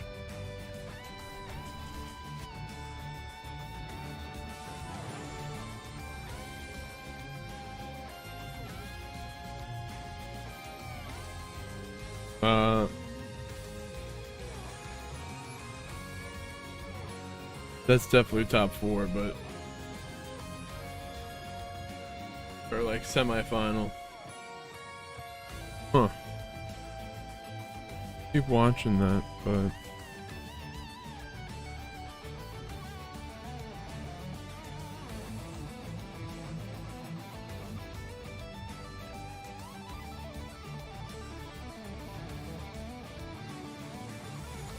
huh.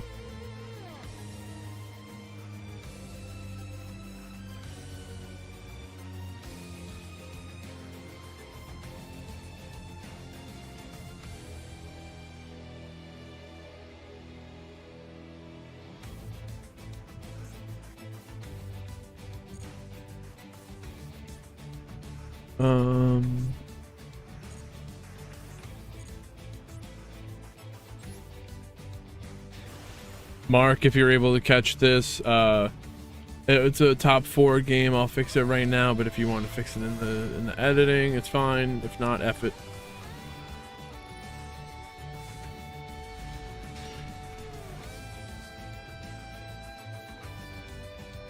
Because I think we're gonna have to go back anyway. Semi-final. Semi. Final.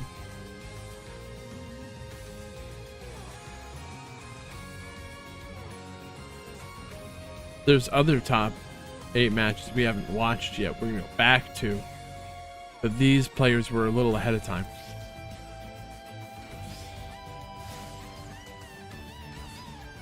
So Link Karibo sent for the original, and that's an Ash. So they got to go first, but they got hand trapped really well here. And maybe they didn't have the best hand to start it off with. Ash negating Requiem, and we're passing it back. So we're in a little bit of a grind game here, but there is an Ash and an original. Or I should say, and an Nibiru, but the original for follow-up. So Ash negating their original, end the turn, passing it back. You could temple, and then yeah, placing the Ash in the place of the Snake Eye Diabell to summon, and then if they Ash your original, just Ash this, Ash that, boom, bam. Oh, it's hand trap war. You really gotta have those 3 to 4 hand traps going second, and then you gotta have a 1-card combo. So Link Karibo, and now link those into the moon. They're gonna banish the original, returning the Snake Eye Diabell to add Poplar to the hand into battle. Not lethal, but they're gonna tribute. To place the Poplar into the back row again. Link summon sequence is gonna get impermed. Maybe they knew this was gonna happen. I think they knew that they had the imperm, and that if they did the sequence before the battle phase, they weren't going to do as much damage. Very nice, well played. That is enough for them, and that is game 2 with a 2-0 victory here for Rixia, I think. Nice. Hog. I didn't have the score up there correctly. It's all messed up.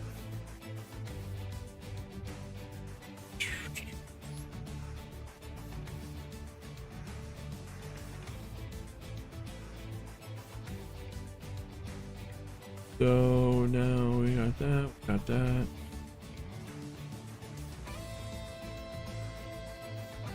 Go on here.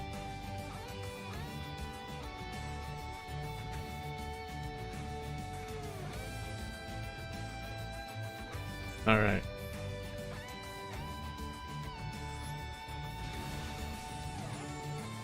Right now.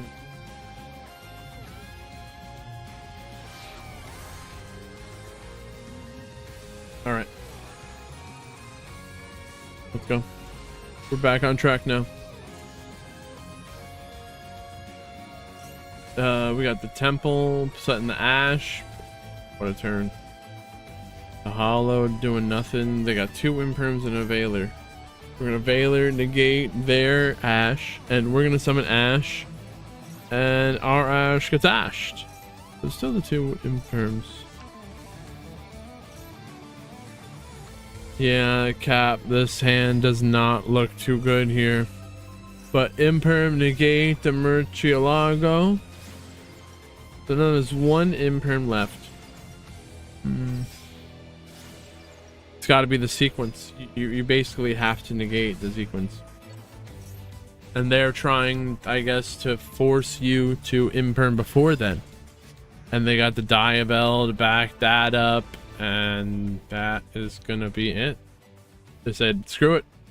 We'll take this to game 2.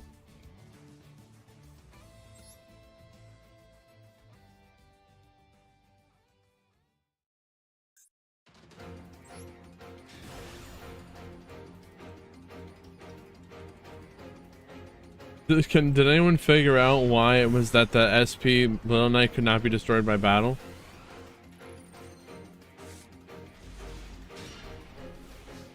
Gonna have to ask them later.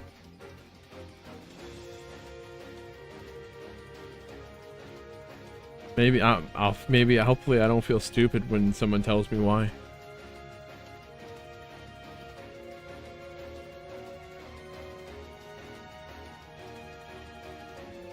They hacked the game.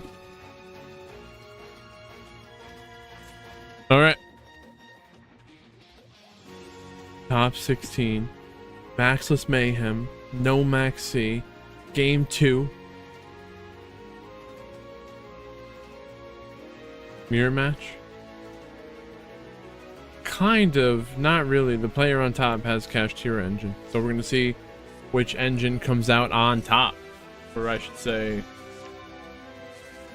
which variation, without or with or without Cashier. You see, without MAXX-Cs, you might have a little bit extra space. Roll stonks have also been up today. So Fulos will be negated by crossout. Now Murcielago searching for the original. Link summon Moon. They're going to return the Murcielago to recycle the Azamina, and the Hollowed will send the original to summon the Sylvia, which is the negate, Omni negate, and now banish the original. Return to the Diabell to get the Ash. Ash searching for Poplar. They normal summon the Ash. Didn't even use their normal summon yet. And they've already lined up a Fiendsmith line backed up by the Sylvia, and they're ready to do Snake Eye stuff. It's insane. You too could learn how to play Snake Eye Fiendsmith like this. All you have to do is go to the YouTube channel and watch my Snake Eye Fiendsmith combo guide. Crazy. So the sequence, we're going to fusion summon Desiree. Oh, Nightmare Phoenix Borns. Holy crap, Nightmare Phoenix. We're gonna have to look at that. Alright, so this is Apollo with 2 negates. The Masquerena could summon the Little Knight, which would be 2 banishes. Desiree is a negate. Desiree and the Sylvia. So we're gonna do that banish.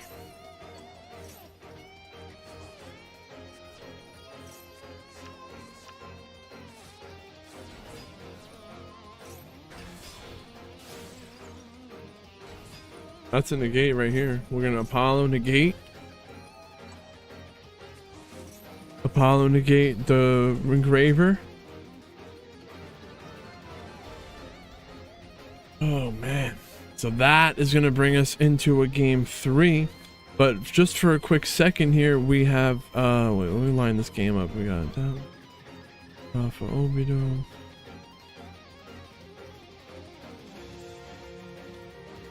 Then we're gonna do this. But just a quick second, we're gonna look at Nightmare Griffin. Let's see what the Nightmare Griffin says. What? Nightmare Griffin says, if this card is Link summoned, you can discard 1 card, then target 1 set spell trap in the field so that your field, but it cannot be activated this turn. Then if this card was co-linked when this effect was activated, you can draw a card. No. See, the Little Knight was not able to be destroyed by battle. It was just eating attacks. You'd have to go back and watch it. Not that it couldn't activate its effect, it couldn't be destroyed. Oh, Nightmare Phoenix. I looked up Nightmare Griffin. You're right. I'm so stupid.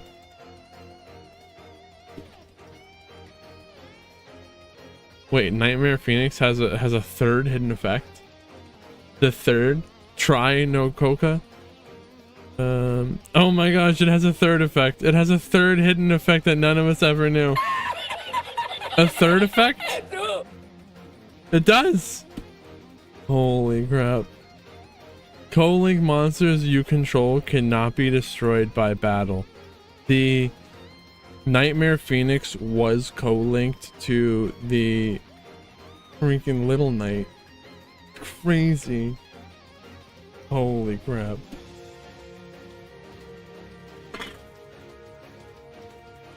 They did it to themselves.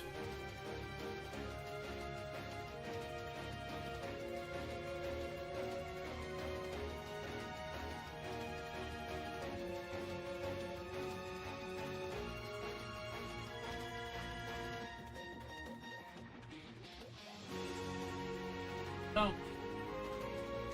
That's it. Well, Mark, if you can find, if you're listening, you can throw that in there too. It'd be crazy.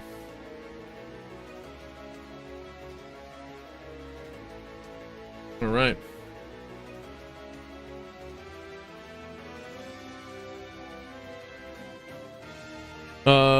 Game 3. Go. Deception, tribute, Valeri, but that's a tribute, not a discard. So they're not going to be able to summon the Luri from the grave. Now we're going to Murcielago, which is going to get infinite impermanence negated. And we just follow that up with the Snake Eye Ash. Ash, search for the Poplar. Poplar will summon from the hand. Poplar searching for the original. What do we do now? Link summon Link Haribo. When do we do the temple? I don't know. We're going to see. We're going to summon the Diabell. Diabell, get the set the wanted. Now the moon. Recycle the hollowed. Returning the Murcielago. We're going to chain link to the wanted. So that way we get the Sylvia. All that as me, sending the wanted, summon the Sylvia. Now we got the engraver. Sending the Flambridge and the engraver to summon a sequence. The Flambridge summoning an Ash and a Poplar from the grave. Sequence, fusion summon, Desiree. If you already got the negate, you can go further into the Desiree, I guess, right? So. Link summon. Is this a 4 material Apollo? They use the Desiree to negate the Promethean Princess. Make sure to do that after you use to effect the summon from the grave. Don't do that too soon. And when you negate the Promethean, that also negates the effect that's locking you to only summoning fire. Negating the whole card.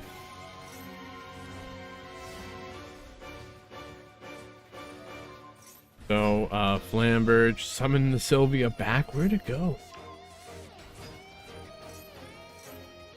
So Apollo, negate the Ash. And they're going into battle. Link Karibo, tribute the Poplar. Poplar is ready to place something in the back row. The Link Karibo was going to be protecting the Masquerena. Masquerena or the Apollo. Oh, Obito. Very nice getting this far today. It's kind of like a coin flip, but it's tough to go second against that.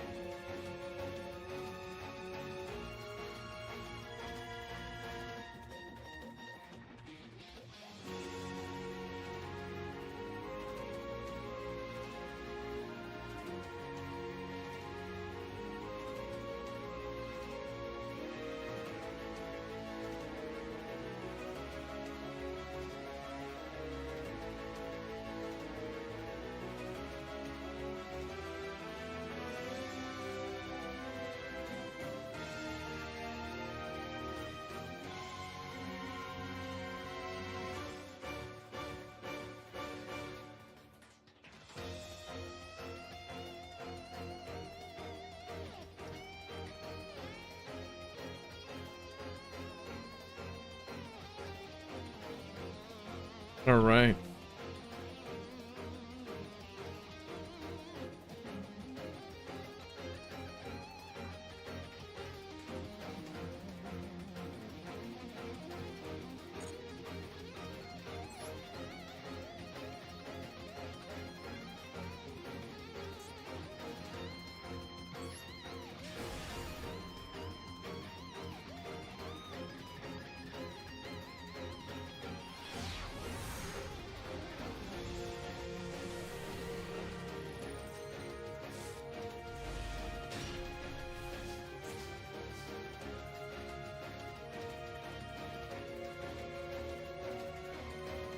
All right. Semifinals.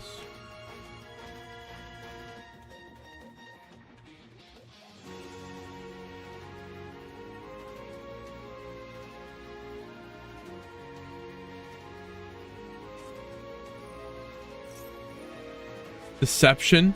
Well, finally, not a mirror. We got Snake Eyes going first against Yubel. I'm actually not much of a Yubel enthusiast, but we got Deception negated by Ash. And now they just follow that up with Snake Eye Ash. Ash, search for the Poplar. Poplar, summon from the hand. They're going to search for Original. No Field Spell today. So we're going to send the Deception along with Ash to summon Snake Eye Diabellstar. Interesting. So Requiem from the Moon, and now we're going to tribute the Requiem to summon Engraver. Original, sending the Requiem to summon Oak. Oak is going to summon Poplar from the grave, and now we get a Flamberge. They're cooking. They are definitely cooking. Sequence fusion summon Lacrima. We're gonna link that into a Apollo. Link summon Link Haribo. And now IP Masquerena. Shuffle back to burn. Now we shuffle back to summon the Engraver. Link summon Promethean Princess, which will bring back the Flamberge. And now Flamberge putting the little Masquerena into the back row. I say Little Knight before. IP Little Knight. We're going to Flamberge, summon the IP Masquerena from the back row. Was that before? Rafa has a habit of doing that. I think we saw them do it before, but really want to wait. Well, I mean, maybe. You could go either way with that. That might be a choice. That could be a choice on their end to not play into Triple Tactics talent. You summon the... Did they even wait? I don't know. I mean, did they do it in the main phase? Let's check. I mean, you could do that, though. Do the Flamberge to summon the IP Masquerena during the standby or draw phase so that you're not playing into talent. It was the... They did in the draw phase. So it looks like it's a choice on their end. Do you want to play into Imperm or do you want to play into talent? Asking me, I think you want to play around the Imperm. I don't know. How do we look at the top cards? There is a section for that on the Master Duel Meta website. Usage rate. Talent. So we got Infinite Impermanence is used at 72. It went up to 74%. And Triple Tactics Talent went from 41.9 to 40.4, so it's down is what I'm getting from this. And from what you can understand from that is you're more likely to get negated by an Imperm than for your opponent to have talent. But where's the thrust at? Is thrust in here? Thrust kind of gets you. Thrust kind of gets you the talent, so I could see why that could be down. Thrust isn't on here. Don't count it. Oh, we got Rafa winning game 1. Rafa. Astral.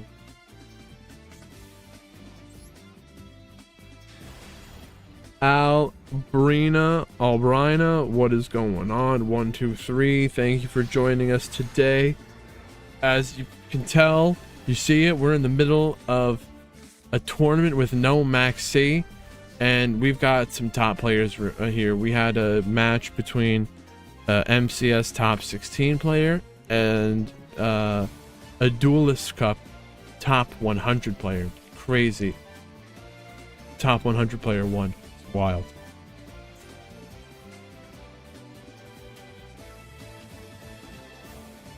We're in game 2 for the semifinals. Oh, no MAXX-LESS today.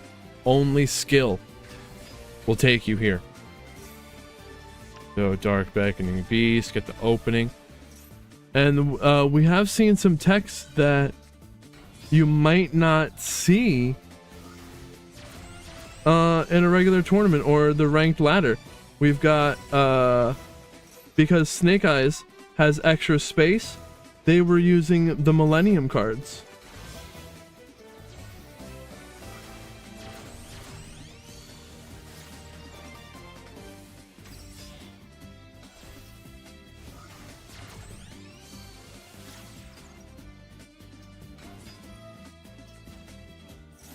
Huh.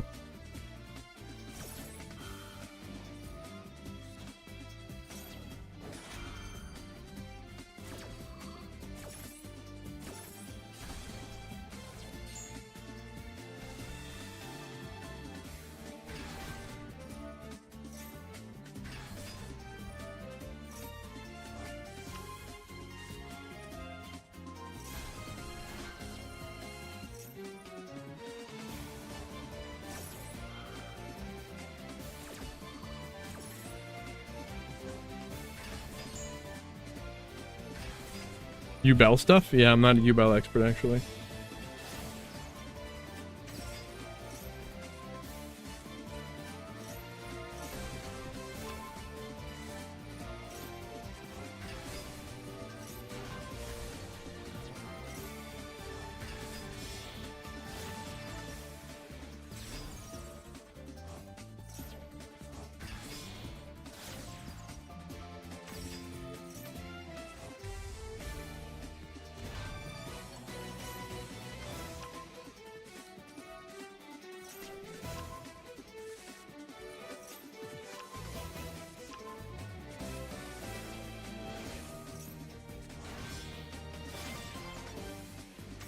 Wow, it really does seem like all anyone does is summon an Apollo and then go into a Fiendsmith line.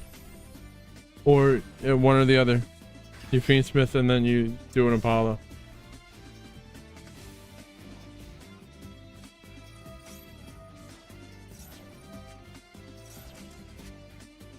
They had a Caesar, Ubel, Apollo, Ash. They didn't even, when they saw the Ash, they said, I'm out of here.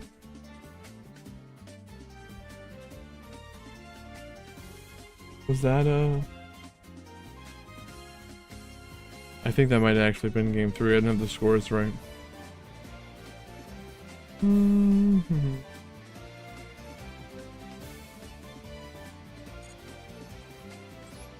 Pretty sure it was.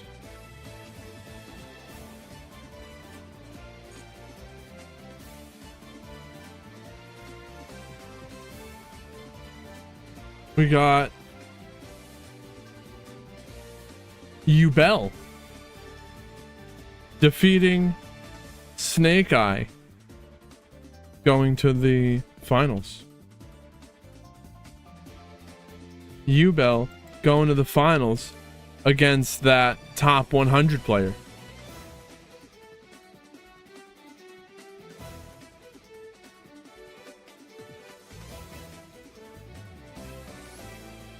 Reset the scores.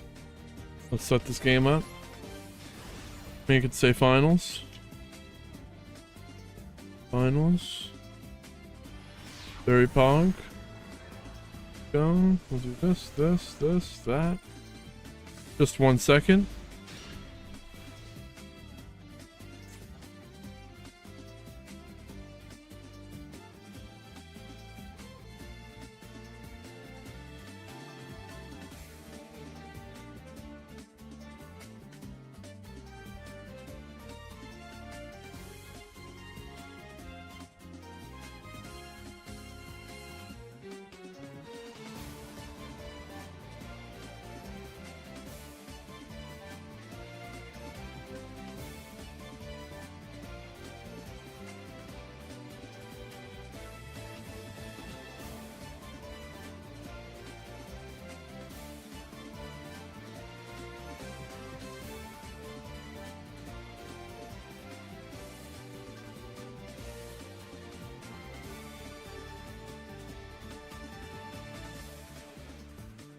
All right. Finals.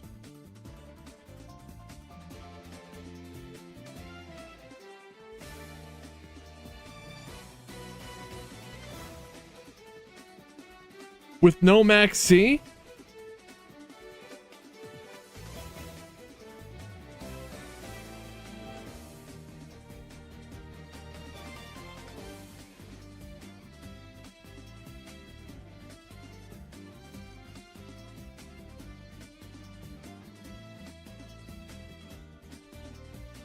All right, let's go.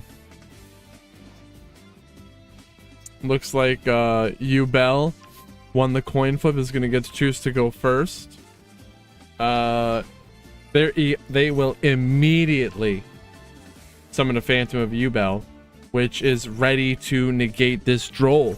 But are they ready for the second droll? Don't think so. They weren't ready. Now you got to be ready for the second droll. Oh. Go.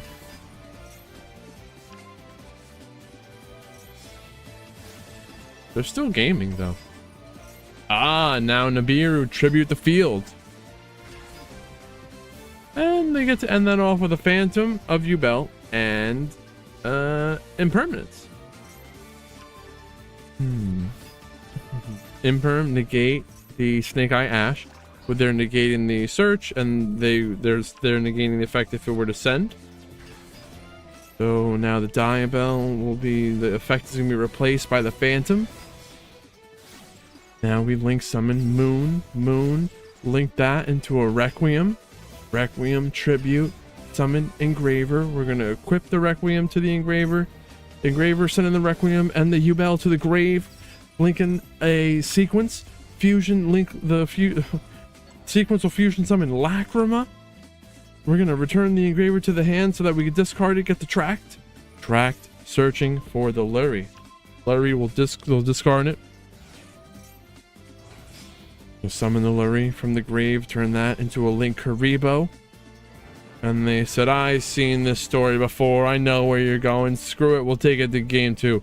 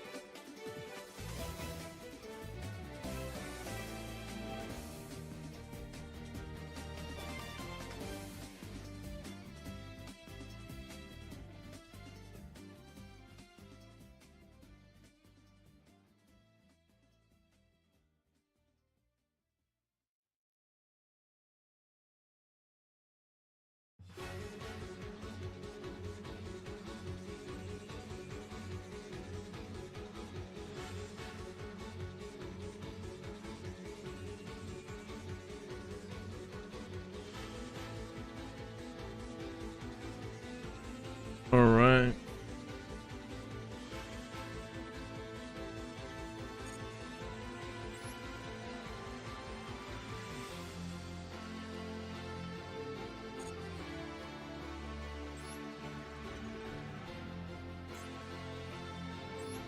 Wow. In the finals of MAXX-LESS Mayhem, no MAXX-C.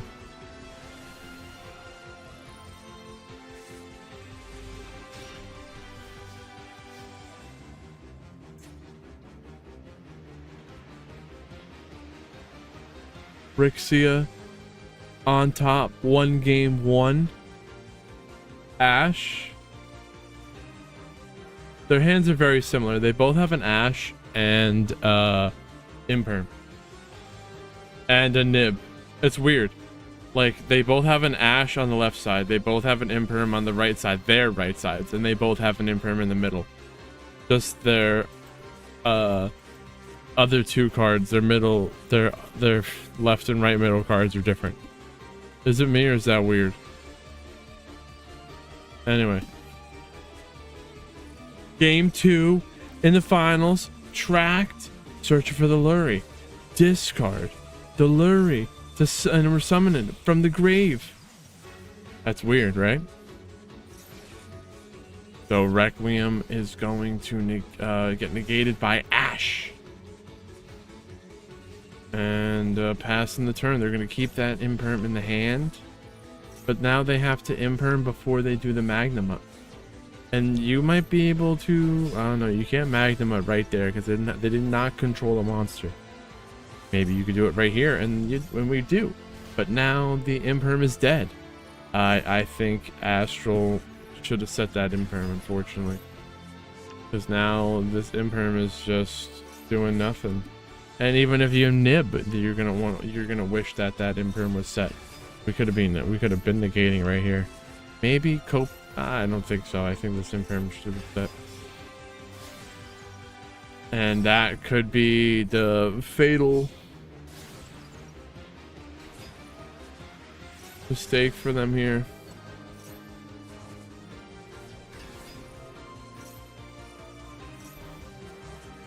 Now we're gonna Nibiru clearing up the field. They have to. It was lethal.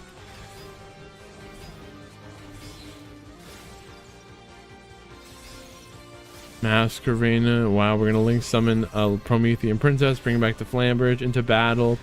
Diabell destroying the Nib, and we're attacking with 5,700 damage, leaving them with 23 in the second main phase. Nightmare Phoenix not doing anything.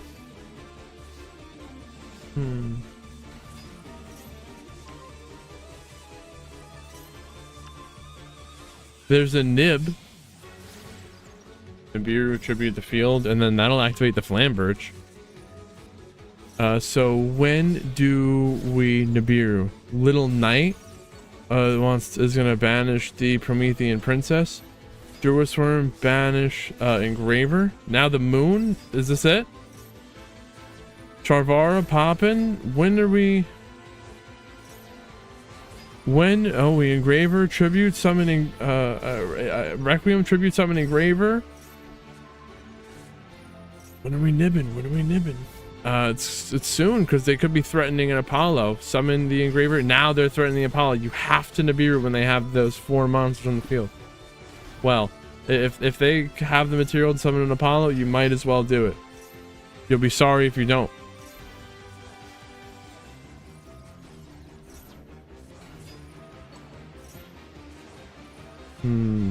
Engraver attacking into that Link Reba, which tributes to lower the Engraver's attack to 0. Damn. There's actually been some good back and forth here. The Nibiru with 7,300 defense is holding right now, but Yubel on the bottom, only 2,300 life left. Down a game. Oh, the big Nibiru is gone.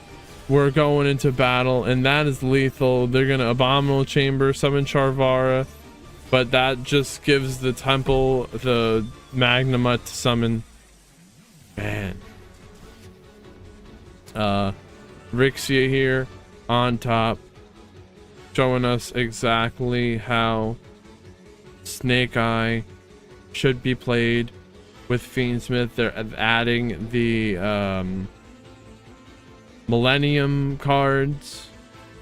I don't know if that's a TCG tech or just something us Master will play. I haven't seen before. And then they had to play a mirror match of someone using the same tech to get here. Very cool.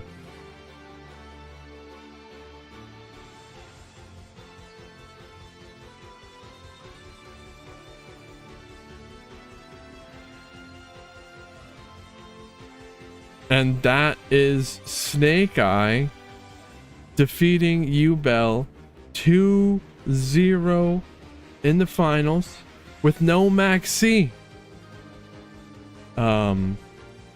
Again, if you enjoy these matches, head on over to the YouTube channel. In case you miss anything, make sure to be subscribed. We're posting the highlights from these tournaments over there. We got to play the Fusion Synchro.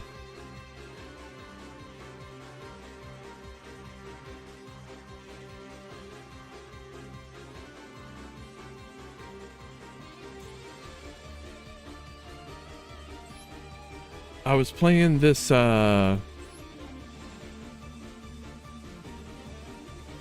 Monodium deck, but I feel like we would spin our wheels. Tier elements, Monodium, we would spin our wheels, but we wouldn't even do much with it. It kept playing, but it didn't really end up anywhere.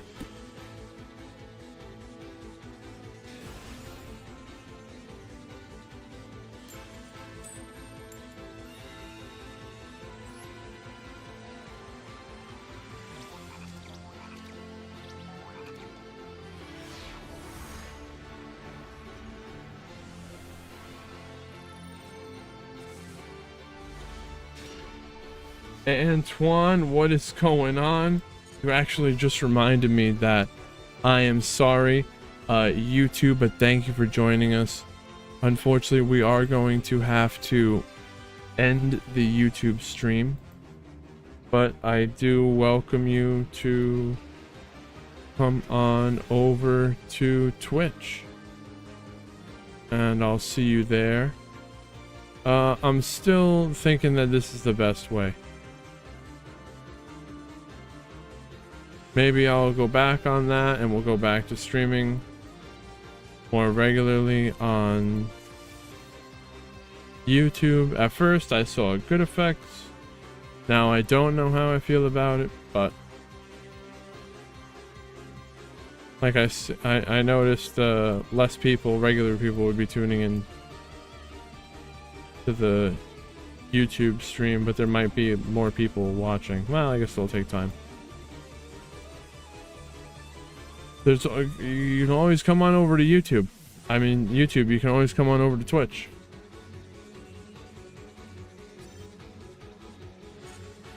But thank you for being with us, and I will see YouTube tomorrow. Goodbye. We're going to stop